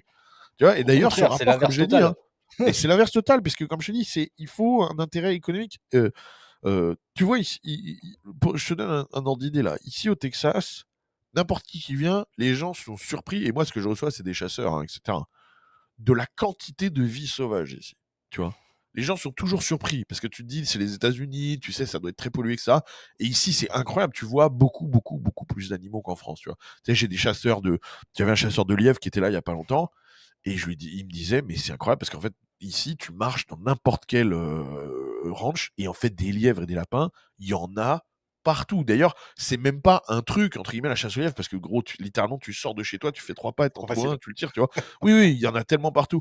Et ils sont surpris de ce genre de choses, tout ça. Mais la différence, c'est que en France, je donne un chiffre qui est intéressant. En France, la chasse et la pêche, et en comptant la pêche professionnelle, ça génère 4,5 milliards d'euros par an, ok, avec 70 millions de personnes, ok. Au Texas, avec 28 millions de personnes, la chasse et la pêche, ça génère 55 milliards de Ah dollars. oui. Ok. C'est 2% du PIB. 2% du PIB, c'est la chasse et la pêche au Texas. Donc, c'est une énorme économie ici. Parce que 2% du PIB, ça paraît être faible, mais il faut bien comprendre que le pétrole est tellement gigantesque, tu vois, qu'en fait, tout le reste est beaucoup réduit, tu vois. 2%, c'est énorme, parce qu'en fait, si tu enlèves le pétrole de l'équation, ces 2%, ils deviennent 25%, tu vois. Le truc, c'est que le pétrole est tellement gigantesque qu'en comparaison, tout le reste dans l'économie texane paraît petit. Mais ce que je veux dire, c'est que c'est Ok. 55 milliards, c'est énorme. 55 Ah milliards oui. de dollars C'est quoi? C'est générés plus de pour 10 fois 28 plus. millions de people. Ici, n'importe où vous allez. Et donc, c'est pour ça, il y a énormément de gens qui ont un intérêt à la préservation d'espaces, des espaces sauvages. Et c'est pour Par ça qu'ils personne, répondent des espaces par sauvages. personne, il y a 20 fois plus d'argent dans Ouais. la chasse et la pêche qu'en France. Voilà. Mais du coup, il y a énormément de gens qui font de la préservation, de la conservation, mais énormément. Je regardais encore, là, j'ai un mec avec qui je travaille, là, qui en ce moment, tous les jours, il est dans les rivières, etc., les canaux, en train de déplacer des tortues alligators qui sont sur des zones qui sont très navigables. Comme c'est une espèce, justement, la tortue alligator, tu vois, qui est, on est concerné au niveau du nombre, etc. En fait, ils vont les récupérer pour les mettre dans des étangs privés ou des endroits dans des réserves où il n'y a pas de navigation fluviale, justement, et où elles vont avoir une meilleure reproduction. C'est dangereux comme activité, c'est long, etc. C'est tout, mais tu vois, les mecs le font Fastidieux. parce qu'ils sont passionnés et parce que derrière, tu vois, eux, derrière, ils peuvent faire aussi de la chasse à la tortue alligator et donc avoir des bonnes reproductions pour ça, etc. Donc, En gros, et le message, il est simple. Plus il y a de chasseurs, plus il y a de faune et de flore. en fait, Plus il y a de plus il y a faune, un en tout cas. intérêt Ouais. économique, plus il y a une valeur sur les animaux, plus il y a de gens qui vont travailler là-dessus. Les Mhm. animaux, si en France, les seuls animaux qui ont une valeur, c'est les animaux domestiques et les animaux d'élevage, alors fondamentalement, à un moment, vous n'aurez plus que ça. Et vous n'aurez plus d'animaux sauvages. Vous voyez, et Plus, en fait, plus on se cette retrouve avec culture. les seuls animaux sauvages qu'on va avoir, ils sont dans les zoos. Pourquoi? Parce que c'est le seul dernier truc qui rapporte de l'argent. Ben non, en fait, il y a d'autres solutions que Ah les oui. zoos, etc. Ça s'appelle des réserves, ça s'appelle des zones naturelles, mais pour ça, le seul intérêt économique qui peut valoir le coup, c'est la chasse et la pêche, c'est comme ça. Donc c'est les Plus il y a secteurs une qu'il faut culture de développer. la chasse dans un pays, plus il y a d'animaux sauvages. Ah oui, Ça te ah bah paraît c'est une bonne évident, conclusion. Ouais. c'est évident. Ouais. Alors que dans leur cerveau, c'est l'inverse total, quoi. Dans le cerveau de tous ces Mais, logistes. moi, je comprends que pour le grand public, ce soit pas évident, parce qu'il faut le connaître. Il y a plein de gens qui sont de très bonne foi et qui m'ont écouté quand j'ai parlé de la conservation la dernière fois et qui m'ont dit, punaise, j'ai complètement changé d'avis sur le sujet. Moi, je l'entends tout à fait. Le mec qui connaît pas, il connaît pas. Moi, ce qui me gêne, c'est les dirigeants qui font du populisme et qui vont faire plaisir Mhm. à monsieur et madame tout le monde, même s'ils savent qu'ils sont dans l'erreur et quitte à en coûter carrément aux animaux. Parce que là, cette connasse, parce que je vais dire un truc, hein. en même temps qu'ils vont signer un truc pour l'interdiction de 9 espèces d'oiseaux de la chasse, ils vont en même temps faire construire des éoliennes, qui est, selon la Ligue protectrice des animaux, une des pires catastrophes, d'accord, pour la biodiversité des oiseaux en France, d'accord. C'est des dizaines de milliers d'oiseaux qui sont tués chaque année par les éoliennes, et là, pour le coup, il n'y a aucune sélection des espèces. Parce que n'importe quelle les éoliennes, elles choisissent pas. Bah non, si c'est un rapace, je tape pas. Ou si c'est ça tue tout. Ça tue tout. Donc c'est des gens qui n'en ont rien à foutre, tu vois. C'est des gens qui n'en ont rien à foutre. C'est qui fait ça, mec? C'est qui fait ça tout le temps? C'est l'État. Bien sûr. Mais ce que je veux dire, c'est l'État dans l'oreille qui fait des ces gens. absurdités écologiques.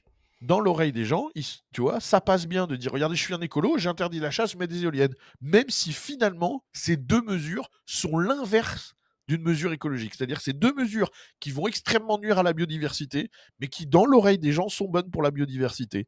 Donc c'est terrible, c'est terrible. Ouais, il y a Jérôme dans les commentaires qui nous dit j'ai complètement changé d'avis sur le sujet et je suis en cours de passage de permis de chasse. Bravo Baptiste. Bien. Félicitations. Bravo, ton message est entendu. Est-ce que tu avais d'autres choses à rajouter, mec? Non? Alright, on repasse un peu sur un sujet plus économique. Ah, putain. Encore l'État qui fait de la merde. Qu'est-ce que tu as Le Royaume-Uni a mis fin au statut de non-domicilié, ce système fiscal avantageux permettant de vivre sur le sol britannique sans y déclarer ses revenus étrangers. En gros, c'est simple. Un peu comme au Paraguay, au Panama, à Malte ou dans ce genre de paradis fiscaux, tu peux vivre sur place et tous les revenus que tu factures hors du pays, tu payes 0% d'impôt dessus. C'était ça qui était en œuvre, qui était en place au Royaume-Uni et qui était enlevé par le putain de gouvernement socialiste. Donc cette réforme décidée par le gouvernement travailliste afin de faire payer les riches visait à générer jusqu'à 33 milliards sur 5 ans. Mais les riches ont aussitôt pris la tangente, évidemment. D'après Bloomberg, plus de 4400 dirigeants d'entreprises ont déménagé en un an, une hausse de 75% par rapport à l'année précédente. Au total, ce sont des capitaux d'envergure, près de 110 milliards de dollars qui ont quitté le Royaume-Uni, direction Monaco, Dubaï, Chypre ou Milan. Le milliardaire suisse Guillaume Pouzas, fondateur de la plateforme de paiement checkout.com, ou encore Nassef Zawiris, l'homme le plus riche d'Égypte, font partie de ceux qui ont fui Londres pour les places financières plus accommodantes d'Europe et du Moyen-Orient. Les experts affirment que si plus de 25% des non-domiciliés s'en vont, la réforme sera contre-productive avec des pertes fiscales nettes au final, comme à chaque fois. Voilà. Et puis attention, hein, là il parle de pertes fiscales nettes, mais il faut voir aussi en retombées. Parce que c'est ce que beaucoup de gauchistes refusent de comprendre sur la taxation des riches, c'est qu'en fait le monde, c'est pas, on vit pas à Cuba en fait, on n'est pas obligé, ou en Corée du Nord, en fait personne n'est obligé de rester en France. Donc à partir du moment où tu penses que les riches vont dire ah d'accord, on passe de 40 à 80% de taxation, bah d'accord, non, ils vont pas dire d'accord, ils vont juste se barrer. Mais là mec, il passe de 0% à 40%. Voilà. Et donc, passe de rien à 40%. Et donc sur ce genre de truc où ils passent de 0%, ils disent bah de toute façon ils rapportaient rien. Si, ils rapportent. Parce que quand déjà il y a ce qu'ils dépensent, il y a leur patrimoine immobilier, il y a plein de choses. Donc en vérité, ils sont taxés indirectement. C'est-à-dire oui, ils sont pas taxés sur leurs revenus, les revenus qu'ils génèrent, mais ils sont taxés sur les dépenses. Et crois-moi, ils ont des dépenses. Puis ensuite, ils ont certainement généralement des employés sur place, des autres sociétés sur place, etc. Où là, pour le coup, ils génèrent des revenus et de la taxation. Et en fait, s'ils partent, et ben très souvent, ils partent avec tout ça. Ils partent avec tout ça. Ils achètent des logements de luxe. Place et ils partent. Juste pour donner des exemples, ces gens-là, ils achètent des logements de luxe, ils scolarisent leurs enfants dans des écoles privées ultra chères, ils paient des équipes d'avocats, des fiscalistes, ils vont dans des clubs privés, ils font vivre le commerce haut de gamme, ils dépensent et ils payent des taxes à chaque fois. Évidemment. Donc c'est évidemment contre-productif. Voilà. Et le mec qui croit qu'on vit en URSS et que le mec va juste rester là parce qu'il n'a pas le choix. Le monde est vaste. Aujourd'hui, c'est rien du tout. On le sait. Regardez, nous, on vit à l'étranger et on a encore des rapports complets avec la France. On a encore Enfin, je veux dire, c'est très facile. C'est très facile aujourd'hui, encore plus à l'heure du numérique. Et en plus, le mec, il va pas loin. Je veux dire, le gars qui déménage de Londres à Monaco, il y a 1 heure de décalage horaire, s'il te plaît, tu vois. Donc pour lui, ça change rien du tout. Ça change rien du tout. Il peut limite laisser ses enfants dans son école privée. Il trouvera il trouvera une école à Monaco où il parle anglais sans problème. Donc en fait, ça ne change rien pour rien du tout. Donc c'est vraiment ce sont des mesures ridicules. Mais encore une fois, je pense que les gens qui proposent ces mesures comme Mélenchon, etc., le savent.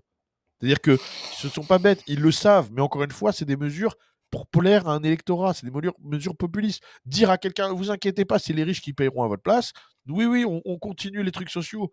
On continue tout ça, vous inquiétez pas, les riches paieront à votre place. Mais ça sonne bien pour les Mongols. C'est ceux qui votent, les Mongols. C'est pas ceux qui. Non, mais c'est pas ceux qui proposent. C'est ceux qui votent pour ça. Parce que les mecs se disent, oui. on leur dit, oui, on va augmenter votre CAF, on va augmenter votre chômage, on va augmenter le SMIC, etc. Alors les débiles, ils font, ah bon, mais je croyais qu'on avait plus d'argent. Non, mais alors oui, c'est vrai, mais là, c'est les riches qui vont payer. Ah bon, bah super, bah c'est génial. Pourquoi on voterait pas pour ça? Bah voilà, c'est si simple. Non, Et mais les riches, attends, ils vont rester, tu et tapes puis dans ils un vont arbre. payer gentiment. Bah attends, évidemment, tu tapes dans un arbre, il y a des noix de coco en or qui tombent. Hein. C'est aussi simple que ça. Les ultra-riches, ils vont accepter de se faire fister. Ils vont accepter d'augmenter x2 Ouais, leurs mais tu impôts vois, pour là, que tu évidemment, puisses tu vas fumer pas. ta weed sur ton canapé en rien branlant de la journée. Et Évidemment, mec, tu vas pas commencer à leur dire ça, tu vois. Ah bah oui. Et en fait, pour ces Mélenchon, ces travaillistes en Angleterre et tout ça, c'est l'occasion de gagner des élections et d'en s'en foutre Voilà. plein les poches. Et de gagner Voilà. plein de pouvoir. C'est une arnaque totale. C'est le problème de comment notre système est fait, quoi. Comme disait C'est que Pinochet le jour où il a quitté le pouvoir. la promesse prévaut sur le résultat. C'est Exactement. comme ça. Dans notre Comme système, disait c'est comme Pinochet ça. le jour où il a rendu le pouvoir au Chili, Pinochet disait lorsque vous vous rendrez compte de l'arnaque qu'est le socialisme, vous regretterez mon gouvernement. Ah bah ça, c'est évident. C'est une C'est arnaque évident. totale. Et Mais c'est très voilà. concret, mec, ce que tu disais tout à l'heure. Parce que depuis leur exil, et c'est des chiffres réels, le secteur de l'emploi dans le service a ralenti, le marché de l'immobilier de luxe s'est figé, et les Voilà. ventes de Bentley ont diminué. Pour donner Voilà. des trucs concrets. Non, mais voilà. Bah, tu peux très clairement le lier, hein, c'est évident. Ouais. Bref, Ah c'est là ça. là. Comme dit Charles Gave, hein, le problème quand on dit il y a trop de riches, non, le problème c'est pas qu'il y a trop de riches, c'est qu'il n'y en a pas assez justement. Il y a trop de pauvres. Exactement. Et quand on dit il y a trop de Exactement. pauvres, ça veut pas dire qu'il faut dégager les pauvres, ça veut dire qu'il faut faire des pauvres des gens normaux. Il faut les sortir de la pauvreté. C'est ça que les gens que j'entends quand on dit il y a trop de Et pauvres. c'est Ah, les moi, riches vous qui les sortent de la dégagez les pauvreté, pauvres. c'est pas l'État. Non, exactement. Faut les sortir de la pauvreté et il faut faire des gens de classe moyenne que des gens de classe moyenne deviennent des riches. C'est ça un pays qui va bien en fait. Mais le socialiste veut qu'il y ait des pauvres parce que c'est eux qui votent pour eux. Le socialiste veut qu'il y ait des assistés, sinon il n'a pas de pouvoir, sinon il n'y a personne qui vote pour eux. Mais encore une fois, c'est pour ça que démocratiquement, dans la façon dont on vote et où une voix égale une voix, peu importe, on s'en sortira pas. Parce que, comme je l'ai dit, la promesse prévaut sur le résultat. Et ce sera toujours celui qui fait les plus belles promesses qui gagnera. Et vous ne gagnerez pas une élection en disant aux gens, il faut prendre vos responsabilités. C'est évident. Oui, c'est ça. C'est évident. Donc, c'est forcément avec des belles promesses. Et que ce soit à gauche comme à droite, parce qu'à droite, on va vous faire d'autres promesses, mais il y a des gens qui vont vous promettre de réduire l'immigration, etc., même s'ils savent que c'est pas possible. Tu vois, c'est la même chose. C'est pas une question sans changer de système social, c'est pas possible. Voilà, comme tu le dis à chaque quand fois. le Front National vous dit, grâce à eux, tu vois, ce sera. Ben non, ça, c'est pas vrai. C'est pas vrai. On va rester Ça va des pas. bons gros socialistes, mais on va arrêter l'immigration de masse. Ils vont C'est pas ça, c'est ça, booster les la règles. natalité des Blancs et ils vont pas réduire le nombre d'immigrés qui vit déjà en France. Et ils le savent. Donc c'est encore des promesses. Et c'est. Et ils vont pas, et en plus, ils vont pas arrêter d'attirer les immigrés assistés parce qu'ils vont garder un système social. C'est ça, c'est ça. Donc même en fermant les Il y aura frontières, toujours etc., des il faudra failles. déjà qu'ils puissent le contrôler. Il y aura toujours des failles. Donc bref, tout ça, c'est des promesses. Donc on vous fait des promesses. Et c'est le problème de notre système. Tant qu'on modifie pas la façon dont quand on modifie pas la structure du système, on n'y arrivera pas. On n'y arrivera pas. Mec, c'est trop Mais simple. Hein. Il y a mais 4 encore une personnes fois. devant moi. Non, mais écoute, je suis un politicien socialiste, ok? Il y a 4 personnes devant moi. Je vais prendre 4 000 € à une personne. Non, écoute, il y a 4 personnes devant moi, 4 électeurs, ok? Je vais prendre 3 000 € à un électeur et je vais donner 1 000 € à 3 électeurs. Bah voilà, J'ai c'est ça. perdu une voix, mais j'en ai gagné 3. Ouais, oui, c'est ça, c'est le problème. C'est le problème. Donc c'est sûr que je gagne. Et le souci, c'est que pour sortir de ça, il faut changer la façon dont on vote, il faut mettre des critères. Moi, je pense que, par exemple, il faut mettre des critères sur les élections. Alors, peu importe comment on fait, mais il faut qu'il y ait une classe électorale qui se crée sur certains critères et tout. Mais le problème, c'est que ça, tu ne pourras pas le faire démocratiquement, puisque personne ne voudra voter pour dire, OK, il faut que ce soit quelqu'un de plus intelligent que moi qui vote à ma place, tu vois. Donc parce que c'est comme ça. Donc, encore une fois, il faudra l'imposer. Et donc, pour l'imposer, ça ne peut pas être démocratique. Donc, on n'y arrivera pas démocratiquement. La démocratie, c'est de la merde. La démocratie, mec, c'est une dictature d'une majorité de votants, peu importe qui vote. Bah oui, c'est ça. Un seul système moral, c'est un système qui respecte la propriété privée de tous. Et chacun fait ce qu'il veut avec sa propriété.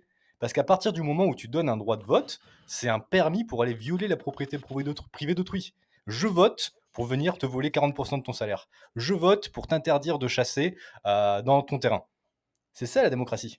C'est une majorité de votants qui décident de manière totalement dictatoriale quoi faire avec la propriété privée d'autrui. Ouais. Un jour, je vais te convaincre du système minarchique dictatorial, du Non, système mais à la Pinochet.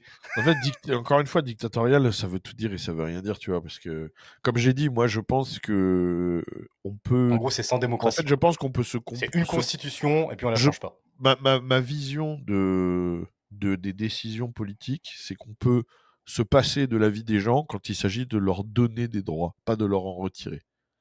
Ça veut dire que je pense que oui, que si on vous dit à partir du moment il faut vous débrouiller, vous avez le droit de faire ce que vous voulez sur votre propriété, mais il n'y a plus d'aide, etc. Ça, je pense qu'on peut se passer de la vie des gens. Il n'y a pas besoin qu'ils votent pour ça parce que tu leur redonnes juste leur responsabilité naturelle. Par contre, Le quand droit c'est naturel. l'inverse, on leur dit, ben non, là, ça, par contre, à partir du moment où ça c'est interdit, je pense que là, par contre, on peut pas se passer de la vie des gens. Donc c'est pour ça que je dis dictatorial, ça veut tout dire et rien dire, tu vois. Oui, non, parce que non, en fait, ça peut être dictatorial et socialiste, mec. Mais ce que je veux dire Oui, par bien là, sûr. c'est un système non démocratique. C'est un Oui, système oui. avec une constitution qui garantit la propriété privée. Et puis, on n'a pas besoin de politique, on n'a pas besoin de démocratie, parce que dans tous les cas, on n'a pas besoin de loi de merde, on n'a pas besoin de taxes de merde. On a juste Non. besoin d'un droit naturel Mais avec bon, un roi dans l'idéal qui se charge on du y, régalien, mais on est loin de tout ça, on ouais. n'y est pas. Hein. Ouais, on n'y est pas. On n'y est pas, putain. On n'y est pas. Et juste pendant que Londres était Londres, c'était vraiment un refuge de milliardaires, hein, mec, hein, Non, qui avait mais sans attends, taxation parce que c'est territoriale. vrai que nous, on dit le gouvernement socialiste, etc. Mais il faut comprendre que dans la moyenne de l'Europe de l'Ouest, les Royaumes-Unis, c'était censé être les plus ou moins les plus libéraux, tu vois. C'est-à-dire, bon, Ouais. dans le cauchemar socialiste de l'Europe de l'Ouest, c'était plus ou moins ceux qui étaient un petit peu mieux, tu vois. Donc, et visiblement, ça va pas dans le bon sens, quoi. Ah bah, mec, avec la démocratie, ça va toujours dans le même sens. Avec le mécanisme que je t'ai expliqué juste Et oui, avant, c'est ça, le mécanisme des tu vas problèmes. promettre à une majorité des choses que tu vas voler à d'autres personnes, bah, cette majorité, elle va voter pour toi. Parce que tu vas aller te servir dans la poche des autres par la force. Et donc, tu vas toujours vers plus de socialisme en démocratie, malheureusement, du moins dans les démocraties telles qu'on les connaît aujourd'hui. Euh, Mais on va pouvoir revenir juste après sur la Floride parce que on a quand même quelques lueurs d'espoir en Amérique, tant en Amérique du Sud avec Milley qu'en Amérique du Nord avec des gars comme Rob DeSantis par exemple. Mais je voulais juste vous donner une petite information. En fait, il y a des États comme l'Italie, la Grèce, Dubaï ou Chypre qui proposent des régimes forfaitaires aux milliardaires. C'est-à-dire, peu importe le revenu que tu gagnes, tu payes 200 000 euros d'impôts par an même si tu fais 500 milliards, disons. Et il y en a aussi qui proposent donc l'exonération des revenus étrangers comme Londres. Donc tu es un milliardaire dans un monde où tu peux voyager d'une capitale européenne à l'autre en 30 minutes, en 1 heure. Où est-ce que tu vas aller t'installer? Où est-ce que tu vas aller payer un petit pourcentage d'impôts? Où est-ce que Et tu vas aller consommer? Où est-ce que tu vas aller comment créer de l'emploi? Et pour revenir sur ce que tu disais tout à l'heure, pour te donner un exemple extrême, moi je préfère être un clochard entouré de milliardaires qu'être un clochard entouré de clochards. Oui, bah ça, Mm. ça c'est évident, c'est évident. Même si on me tire pas vers le haut, même si je Même suis pour un pauvre, même pour la personne la plus pauvre, en vérité, c'est sûr que c'est meilleur d'être dans un pays où il y a mais plus de bon, milliardaires, c'est évident.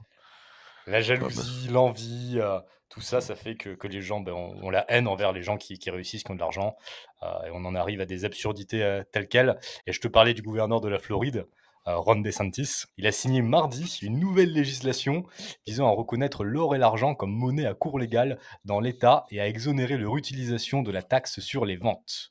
La mesure, connue sous le nom de HB 999, permettra que des pièces en or et en argent puissent être utilisées dans des transactions commerciales. Des transactions pourront être effectuées avec ces métaux précieux, a déclaré DeSantis lors d'une conférence de presse où il a également souligné que la Floride serait l'État le plus important à adopter une législation de ce type. L'objectif est d'éliminer le fardeau fiscal et de transformer ces métaux en un moyen fonctionnel de transaction entre les parties qui en conviennent. Dans une publication sur le réseau social X, DeSantis a souligné que la mesure fait partie de l'engagement de la Floride envers la liberté, l'autodétermination économique et la résistance aux excès du gouvernement. C'est beau.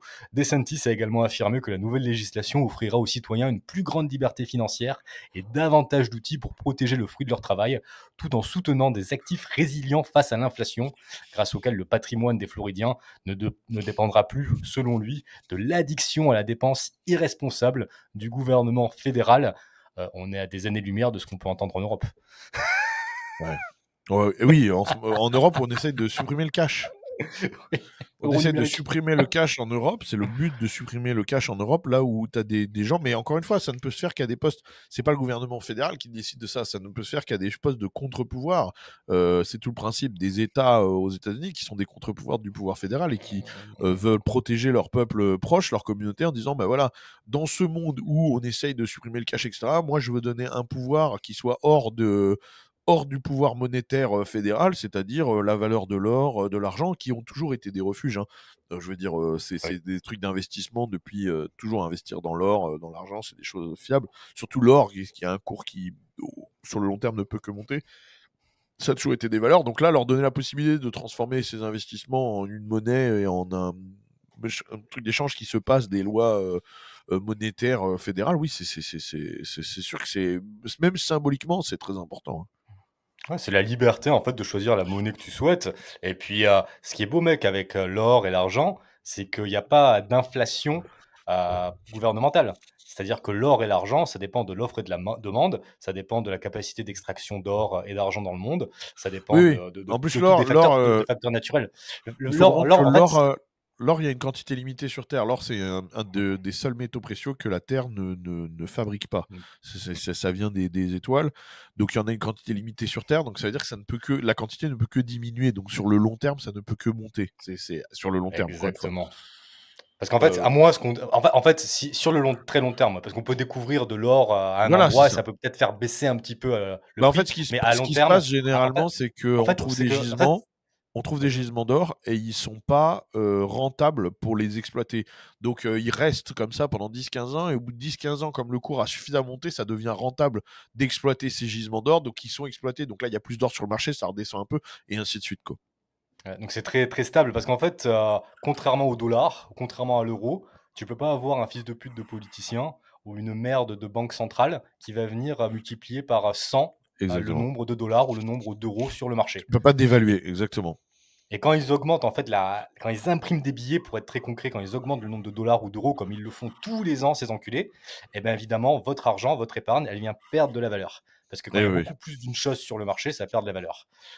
Si demain, il y a 10 millions je sais pas, de Toyota Hilux en France, ben, une Toyota Hilux, ça vaudra beaucoup moins cher. Parce qu'il n'y aura pas autant d'intérêt à en avoir, c'est très facile d'accès, etc. C'est Bien comme sûr. tous les biens, plus il y a de quelque chose, moins ça a de la valeur. Avec l'or, et avec la proposition de Rob DeSantis, ça empêche que l'État vienne faire dévaluer votre épargne. Parce que l'État, en fait, n'a pas d'impact sur l'inflation de l'or. L'État ne peut pas créer de l'or comme il peut créer du dollar ou de l'euro. Et ça, c'est un gros, gros game changer parce que quand il propose de pouvoir l'utiliser comme monnaie, mec, en fait, ça fait que ce n'est plus soumis aux taxes de vente et aux taxes spécifiques aux métaux précieux. Tu vois ce que je veux Ouais. dire? Par Bien exemple, sûr, ouais.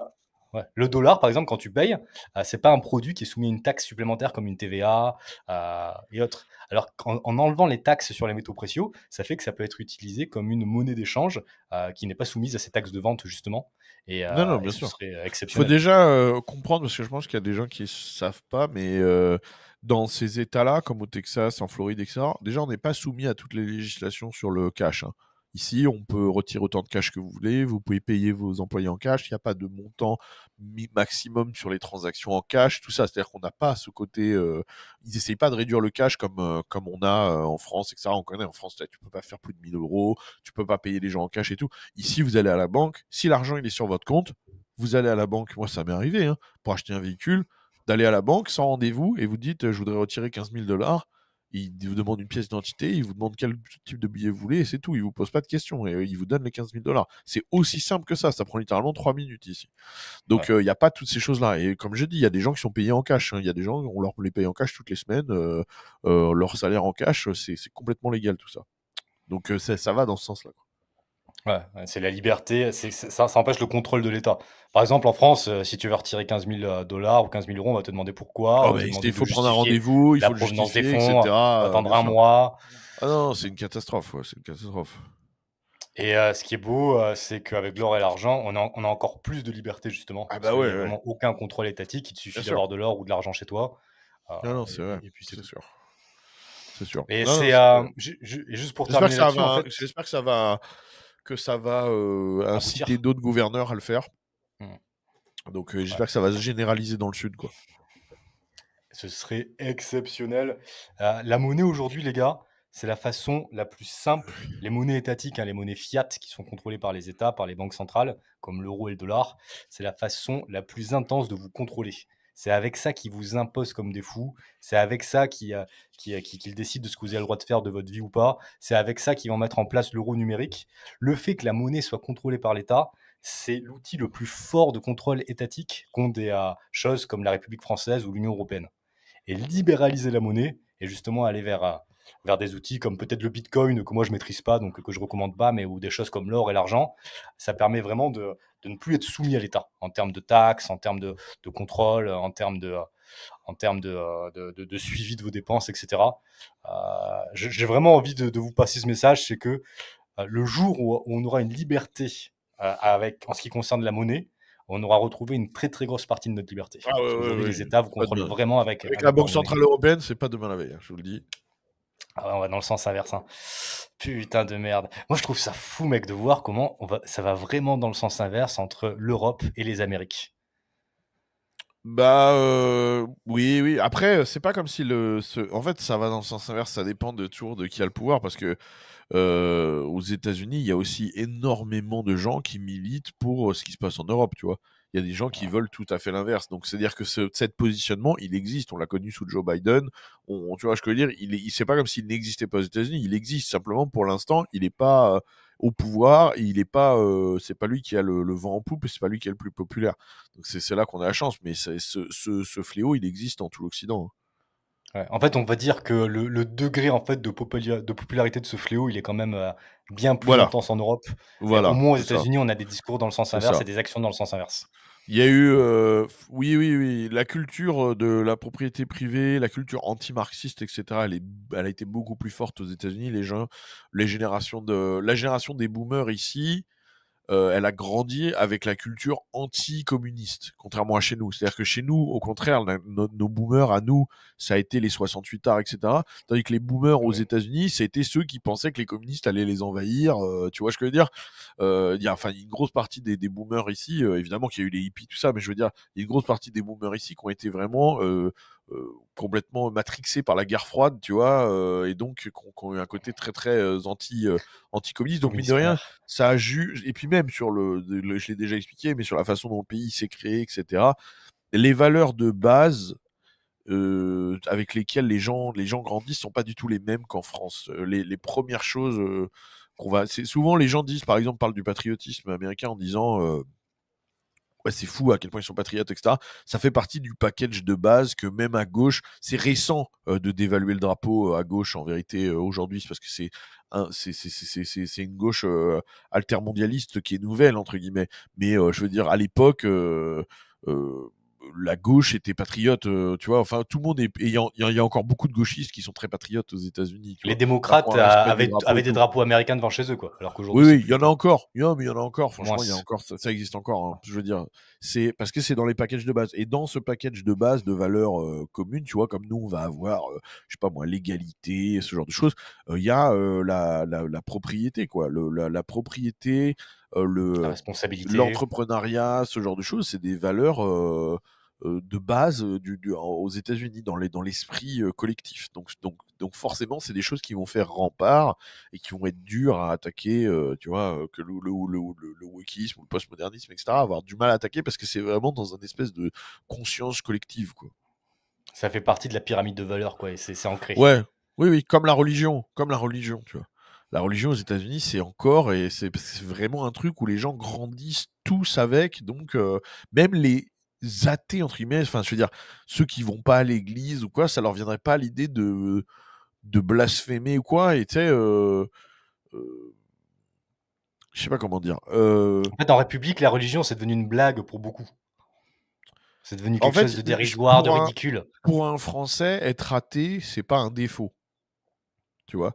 Tandis que pour un Américain, même un athée, c'est son côté, tu vois. Il va dire, bah moi, dans mes mauvais côtés, par exemple, tu vois, Ah moi oui. j'ai du mal avec la religion. Tu vois ce que je veux dire? C'est-à-dire que inconsciemment, ça reste dans dans l'opinion générale, inconsciemment, ne pas être religieux, ça, c'est une mauvaise chose, tu vois. C'est un côté rebelle, tu vois. C'est comme être, je sais pas moi, En gros, je suis pas parfait, je suis athée.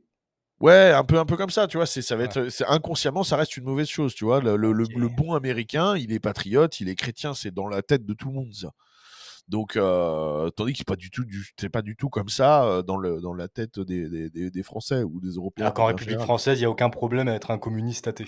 Au contraire. Non, mais même si, je veux dire, même pour quelqu'un de bonne valeur en France, il va pas te dire que être athée, c'est mal, C'est tu vois, vrai, entre guillemets. Tu vois, on n'est pas dans ce modèle-là, quoi.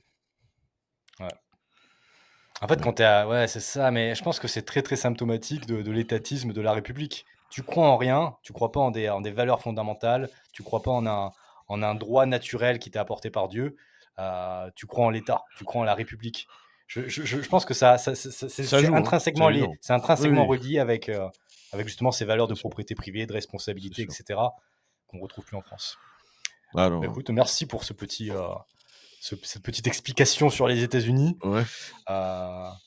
Au Paraguay, par exemple, le pays où je suis actuellement, plus de 70% des personnes ne ratent jamais la messe le dimanche. Je ne sais pas si vous vous Ouais, rendez c'est fou, compte. ça. C'est fou, 70% des gens vont à la messe tous les dimanches sans exception. ouais, Euh, je te propose de finir avec une petite réaction. Allez. On voulait réagir à une intervention d'Éric Larchevêque que tu m'avais envoyé, toi d'ailleurs, il y a quelques semaines et qu'on n'avait pas eu le temps de regarder lors du dernier Ah oui, je me Radio rappelle Pixie. même pas. Il défend le port d'armes sur RTL. Alors, Éric Larchevêque, c'est un entrepreneur connu pour avoir cofondé Ledger. C'est pas lui c'est le mec qui a failli se faire kidnapper, c'est ça? Son associé, je vais te donner le détail Oui, voilà. très Ok, rapidement. c'est pour ça. Je me rappelle. Et donc, l'archevêque, c'est un leader mondial des portefeuilles sécurisés pour crypto-monnaies et qui est également investisseur dans l'émission Qui veut être mon associé sur M6. Donc, il est quand même assez connu en France. Il est récemment intervenu sur de nombreux plateaux télé suite justement à l'enlèvement de son associé David Ballan et à la femme de son associé. Les ravisseurs avaient demandé une rançon en crypto-monnaie et avaient envoyé une vidéo d'un doigt coupé de David Ballan à Éric Larchevêque. Donc, c'était quand même assez intense comme enlèvement. C'est GN qui avait dû intervenir. Et donc, suite à tout ça, il a décidé de commencer à ouvrir sa gueule sur les plateaux télé et d'arrêter d'avoir un discours de cuck anti-port d'armes. Vous aviez imaginé, vous, avant le mois de janvier et l'enlèvement de votre associé, que vous puissiez être une cible? On rappelle que les personnes qui avaient enlevé David Ballan, vous avez réclamé 10 millions d'euros. Alors évidemment que je me suis toujours posé la question, que c'est un risque qui était présent, et j'avoue que je me suis préparé, mais je me suis toujours attendu à ce qu'on m'enlève moi, c'est-à-dire que j'avais peut-être pas assez réfléchi, et donc je me suis sécurisé moi. Avant même l'enlèvement de oui, David bien sûr, Ballan, vous attendiez, vous, à être enlevé? Bien sûr, donc je possède des armes. Vous dites bien sûr, mais c'est pas forcément évident pour n'importe quel patron. Enfin. Oui, mais en fait, à un moment, on sait, l'insécurité, je pense qu'elle est présente chez tous les Français. Hein, donc, je pense qu'aujourd'hui en France, tout le monde a peur pour sa sécurité. On s'attend pas tous à être enlevés. Hein. Non, mais on s'attend tous peut-être à être agressés aussi en sortant de chez soi. Donc, et vous aviez pris les devants comment alors? En me sécurisant, c'est-à-dire que des caméras de sécurité, des armes chez moi, je m'entraîne, mais j'aurais pas pensé en fait qu'on allait enlever mes proches ou mon associé. Des armes chez vous, est-ce que le ministre de l'Intérieur vous incite à vous armer? Alors non, moi j'ai cependant à titre personnel demandé au droit à la défense, c'est-à-dire que j'estime qu'il est possible et qu'on devrait avoir le droit d'avoir des armes de catégorie D, c'est-à-dire des gazeuses, d'avoir des choqueurs en fait pour se protéger. Hein. Aujourd'hui ce n'est pas possible, alors certes il peut y avoir des exceptions mais il faut les motiver, c'est plutôt compliqué. Et moi oui, je milite en fait sur le droit de se protéger, notamment le droit d'avoir aussi le port d'armes de catégorie B, c'est-à-dire des armes, des vraies armes. Voilà, c'est quand même un message qu'on entend peu dans les médias français. Oui. Et ce qui est insupportable, c'est les cucks en face de lui, c'est incroyable. Non, mais en fait, c'est des gens qui n'ont... Genre, le mec, on en voit plein des enlèvements de riches, etc. Des gens qui ont des trucs, même Kim Kardashian, elle s'est fait ligoter quand elle était à Paris. Non, mais tu vois. Et donc, le mec, il est riche, il est dans la crypto, c'est plutôt ce qui se fait en ce moment. Ils sont là, ah bon, vous y attendiez? Ben oui, connard, oui, parce qu'il vit pas dans un nuage, sur un nuage, en fait. Il est connecté au réel. Ouais, mais il dit même les gens de la vie de tous les jours, tu sais, sous-entendu, les gens de la vie de tous les jours, ils ont aussi peur de se faire agresser. Oh, bah, les gens, voilà, la vie de tous les jours, ils sont pas peur de se faire enlever. Ben, on a peut-être pas peur de se faire enlever, nos enfants peut-être, ou de se faire... Bien sûr que la plupart des Français, en tout cas une grosse partie des Français, ils ont peur de se faire agresser, de se faire... de se faire cambrioler, etc. Tu vois. Mais tu sais, ces fils de pute de journalistes de merde, là, tu sais, parisiens de mes couilles, qui vivent dans leur petit monde de merde, ils se baladent en taxi, tu sais, en taxi-moto, etc. Ils ont aucune connexion avec le réel, ils sont tranquilles, tu sais, ils sont là, ah bon, vous avez peur? Bah oui, PD, tu vois, oui, on a peur, tu vois. Bref, c'est insupportable. Et Le donc, du coup, alors là, Français l'autre, il parle est d'armes et victime tout. d'insécurité. J'imagine même pas ce qu'il dit. J'ai même pas la réponse après qu'il ait dit qu'il milite pour le port d'armes de catégorie B. Mais tu sais ce qu'il dit déjà sur les catégories B, c'est vrai que c'est fou quand même. Parce qu'en fait, il dit en fait déjà juste que les gens puissent avoir une gazeuse sur eux ou un taser, tu sais, parce que c'est interdit en France. Alors que c'est vrai C'est que c'est fou, hein. vraiment, C'est nous on parle dingue. port d'armes, mais en France tu peux même pas avoir une gazeuse. Tu sais, genre que Elodie, 17 ans, tu sais, 19 ans, puisse avoir un mini bombe au poivre dans son sac à main, juste au cas où, tu sais, histoire de pas se faire trop violer, tu sais. Ah bah non, alors quand même c'est déjà ouf, tu vois. Donc on en est là nous en France, quoi. On en est à se demander ce genre de choses. Bon, enfin bref. Autant dire que c'est pas prêt. Et ce que j'aime, c'est la réaction aussi. Est-ce que le ministre de l'Intérieur vous invite? Pourquoi? Parce que c'est quoi? C'est mon père, le ministre de l'Intérieur. C'est le premier réflexe de ces mecs. C'est là que tu vois que c'est incroyable parce que et ça c'est vraiment le monde dans lequel on vit aujourd'hui. C'est que la gauche, c'est pas la gauche rebelle, ça n'existe pas, quoi. Ça n'existe plus. La gauche, c'est l'État. Tout de suite, Ah tout oui. de suite, tout de suite. Cette gauche de l'État, tu vois. C'est-à-dire que le premier réflexe, c'est le mec qui se dit, bah ouais, moi, j'avais peur et tout, donc j'ai commencé à m'armer. Ah bon, c'est ce que le ministère de l'Intérieur dit, c'est directement. Parce que si t'as fait un truc, c'est bien que c'est parce que c'est le ministre, c'est Dieu, c'est le pape, tu vois, tu sais, le ministre de l'Intérieur, quoi. C'est-à-dire le Saint-Père de la défense, tu La vois. République Est-ce qu'il a divine. donné son aval? Est-ce qu'il a donné sa grande, tu vois, son grand aura? Et non, mais c'est fou quand même, hein. C'est fou ce réflexe tout de suite. Et ah oui, quelqu'un qui dit un réflexe pavlovien, c'est exactement ça. C'est Pour exactement ça. Tout de suite. Ah bon, mais papa État a dit oui. Non. Ah bon, non, c'est. Ah ok, d'accord, bizarre. Le messie de la légitime défense n'a pas donné son aval, je Je comprends pas. dis quelque chose, je fais quelque chose qui sort de l'ordinaire. Le premier réflexe, c'est est-ce que tu as Est-ce que l'État? l'autorisation de la Oui, République? est-ce que l'État, voilà. Est-ce que mon ministre en charge, est-ce qu'il m'a donné son feu vert? Non, mais c'est fou, quoi. C'est fou. Enfin, bref. En tout cas, comment il s'appelle le mec, redis-moi? Éric Larchevêque. Écoute, Éric Larchevêque, si tu nous écoutes, on te soutient à 100%. Autant te dire que tu te lances dans un. Tu te lances dans un truc un peu compliqué. Je suis pas sûr que tu aies des résultats très vite, mais on te soutient. Si jamais tu veux venir dans Radio Dixie pour en parler, c'est avec plaisir. Et Ah oui, ça, c'est sûr et bon certain. courage dans ce combat parce que c'est avec les chefs français, ça va être complexe. On va essayer de le contacter parce qu'il est présent dans le milieu libertarien français. Il Ah ouais? partage des trucs de c'est Nicolas qui paye et des choses de ce Ah bah type-là avec écoute, des pourquoi pas, messages hein. très très libéraux. Pourquoi pas. Après, est-ce qu'il a assez de couilles pour venir dans une émission comme la nôtre? Peut-être. Autre chose, c'est la seule solution, mec, Éric Larchevêque, si tu veux vraiment te défendre, c'est soit de pas respecter la loi, soit Oui, de te mais il barrer le de sait, hein, je France. pense, t'inquiète. Hein, il Soit le de te sait. barrer de France. Ouais. Il le sait, hein, t'inquiète pas. À mon avis, quand il doit, tu sais, je pense pas qu'il gardait. Quand il dit je me suis armé pour me défendre et tout, ça c'est chez lui. Mais je pense pas que les trucs restaient chez lui, au coffre, avec un verrou de ponté sur la détente et tout. Je pense que quand il se baladait, t'inquiète pas que son calibre, il devait être quelque part pas loin pour pouvoir le sortir au cas où ça dérape, tu vois. Mais encore une fois, ça se comprend. La preuve, c'est qu'il avait raison, tu vois. L'autre, il s'est fait couper des doigts ou des doigts de pied, je sais pas qui, son assistant. Bah, c'est l'inverse qui se comprend pas. Ça blague pas, tu vois. T'as Ça un pays blague rempli pas. t'as un pays rempli de racailles, Ah sans oui, aucune limite à la violence, au non-respect de la propriété privée. c'est ça. T'es multimilliardaire, faut que tu te défendes, c'est sûr et certain. Ah oui, oui, oui. Sûr et C'est certain. clair, Et c'est clair. pour faire un petit résumé, les gars, quand vous vivez en France et que vous payez vos impôts en France, l'État vous prend 70% de ce que vous gagnez pour financer les HLM et les aides sociales de Rachid, qui va pouvoir venir agresser votre fille et la violer pendant une heure Rachid, parce que, a pris ce prénom au hasard. au hasard, ou Mamadou, Oui, ou oui. Kevin. On dit Rachid, mais ça pourrait être Karim, hein. Je veux dire, on n'est pas fixe, ou Abdoulaye, ou Abdelkrim, hein. Je veux dire, on n'est pas fixe sur un. Parce que j'ai l'impression que vous avez l'impression qu'on est fixe sur un type de prénom. Non, mais pas du tout, hein. Je veux Non, dire, c'est vrai, ça pourrait être d'autres non, prénoms. ça Oui. pourrait être Abdel. J'en ai au moins 100 qui me viennent en tête. Oui. Bah oui, je peux en dire plein, hein. Ça pourrait être Kader. Les mecs, je veux dire, voilà. Non, mais tout en interdisant à votre fille d'avoir un putain de je sais pas moi, qu'est-ce que ça pourrait être un truc très très basique, une bombe à poivre pour Oui. essayer de s'en sortir. Un taser. Même ça, ça interdit quoi. Même un putain de truc ultra simple, non. Ouais. Non, mais c'est exceptionnel quand même. Au Comment... cas où Attends, Sofiane ou Redouane, putain, toujours plus. au hasard. Mais je dis au hasard, je veux des gens comme ça, tu vois. On va prendre un Ça prénom me- mixte, Yanis. Ça peut être grec Voilà. et arabe en même temps. Mais ce que je veux dire, c'est que t'imagines le niveau de soumission mentale pour accepter ça, et 99% des Français acceptent ça. Genre pour nous qui sommes partis depuis longtemps et qui avons évolué Oh, bah, de manière philosophique oui, à avant de l'inverse partir total de la déjà. République. Avant Oui, de c'est partir ça, mais déjà. Non, on mais a dans les encore gens plus qui nous évolué, je écoutent, pense. dans les gens qui nous écoutent, dans notre milieu un peu fermé, le débat c'est de savoir est-ce que tu sors avec ton Glock ou pas, tu vois. On n'est C'est plus à ça. la et alors que le français lambda, il se demande s'il peut prendre un Opinel ou une bombe au poivre, quoi. C'est ça que je veux dire. En France, faut bien comprendre que pour acheter une batte de baseball, il faut une licence de baseball. Tu ne peux pas aller chez Decathlon acheter une batte de baseball. Alors, T'as pas tu le droit de l'avoir dans remarqueras, ta voiture, mec. T'as pas le droit de oui, l'avoir dans ta voiture. non, tu remarqueras que tu peux aller chez Leroy Merlin et acheter un taille-haie ou une tronçonneuse. Donc moi, ça m'a toujours, c'est ça qui m'a Et toujours la fait rire, quoi. République. C'est-à-dire, tu peux te balader avec une tronçonneuse dans ton coffre. Là, il y a besoin de rien.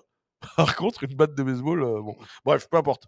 Mais tout ça pour dire, ou un club de golf. Vous n'avez pas besoin non Mais plus de non, parce licence que de golf mec, pour un club de golf. 99%, mec, 99% des Français, ils pensent pas du tout comme les gens qui nous écoutent. Ils sont Ben, complètement soumis à tout ça. en fait, c'est même pas le problème qu'ils pensent ou qu'ils pensent pas. Je pense que si tu demandes à la plupart des Français, etc., il y a beaucoup qui vont dire bah oui, moi j'aimerais bien peut-être prendre une gazeuse, etc., mais j'ai peur de me faire contrôler avec. En fait, il y a aussi beaucoup de gens qui ont tellement peur de l'État et de la police. C'est ça le truc. Parce que on en revient au même principe. Regarde à l'époque du Covid et tout, si tu demandais aux gens, la plupart des gens ils étaient plutôt contre le port du masque, contre le confinement, mais ils avaient juste C'était la peur de se faire peur. contrôler. Les Français ont une trouille de la police et de l'État. Ils ont plus peur, et je l'ai déjà dit la dernière fois, ils ont plus peur de se faire arrêté par Robert le policier que de se faire violer par Abdel le violeur. Et je dis Abdel, mais je pourrais dire un autre prénom. Comme quoi, par exemple? Mais comme Bachar.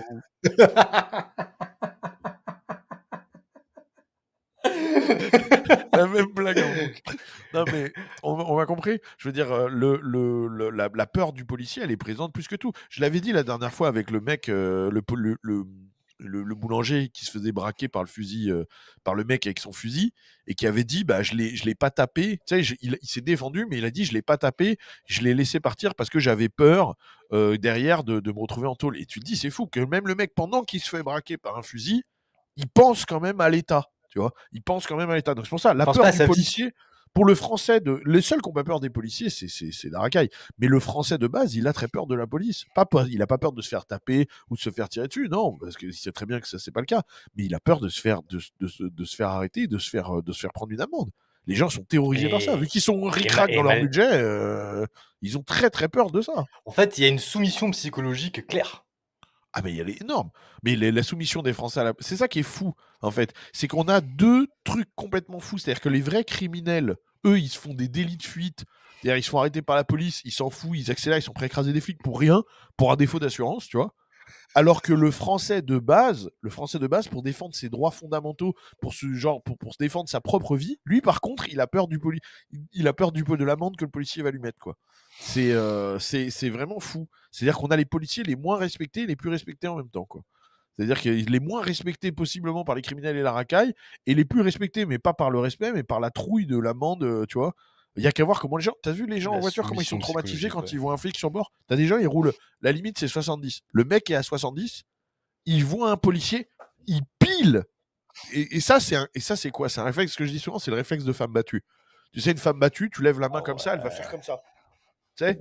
Et tu dis, oula, tu vois, ça c'est une femme battue. Tu sais que tout de suite elle est battue parce qu'en fait, ou un enfant battu. Les Français, ce sont des enfants battus. Ils sont tabassés par la police moralement. Ils sont tellement tabassés par la police moralement qu'ils voient un flic, ils pilent quitte à avoir un accident, tellement ils ont peur, tellement ils ont été traumatisés de prendre des amendes, des contrôles, etc. C'est terrible, vraiment. La Ça République fait peur. domine complètement psychologiquement la plupart des Français. Et en fait, c'est là, c'est là où je me dis que qu'est-ce que tu veux faire à partir de ce moment-là? Et pour terminer là-dessus, on est d'accord que la majorité des Français, malgré tout ça, ils sont contre le port d'armes de catégorie B. Oui, bah ça, ils ont là, le port d'armes, on n'y est pas, c'est clair, attends. Ouais. Oui, non, évidemment. On l'a vu, la dernière fois, j'ai partagé L'intervention de Laurent Berton, tu sais, Laurent, il est oui. souvent très bien sur ce genre de sujet. D'ailleurs, à chaque fois, je dis aux gens d'aller les lire, etc. C'est vraiment un des très très bons mecs qu'on a à droite.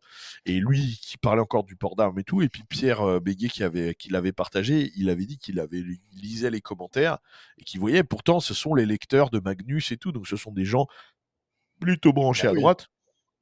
Et même à droite, les gens sont complètement attardés avec ce sujet. Ils ont des réflexes, des réflexions de cuck total. C'est terrible, tu vois. Bref. Bref, on va terminer là-dessus. C'est triste, mais c'est comme Allez. ça. D'ailleurs, on en discute dans le dernier Les méchants capitalistes sur mon Patreon, patreon.com/leguise, avec Pierrot qui est là quasiment toutes les semaines et où on insulte bien les droitards anti-armes. Parce que, on va pas se mentir, la majorité de la droite en France, elle est anti-port d'armes. Allez aussi sur le Patreon de Baptiste, évidemment. Je sais pas si tu veux reparler vite fait de la promotion qui est en ce moment pour les gens qui finissent d'écouter le live. 10% sur tous les devis signés avec chassotexas.com jusqu'au vendredi 4 juillet, jusqu'à la fête d'indépendance américaine, à minuit, heure française. N'importe quel devis, si vous avez un voyage à faire pour 2026, que ce soit pour du tourisme, de la chasse, de la pêche, venez faire le devis personnalisé maintenant en nous écrivant sur contact@chassotexas.com et vous obtenez 10% sur le prix total du voyage. Ceci n'empêchant pas de payer en plusieurs fois. Voilà. Parfait, putain, mais quel commercial, quel communicant. À chaque fois, tu m'impressionnes. Et vous fermez YouTube et vous allez prendre un séjour tout de suite, comme ça c'est fait. Sinon, vous allez le regretter parce que je pense qu'il n'y aura plus de place pour 2026 dans les prochains mois. Et je te remercie, Baptiste. Je remercie tout le monde et à la prochaine, À les gars. très Ciao. bientôt. Ciao.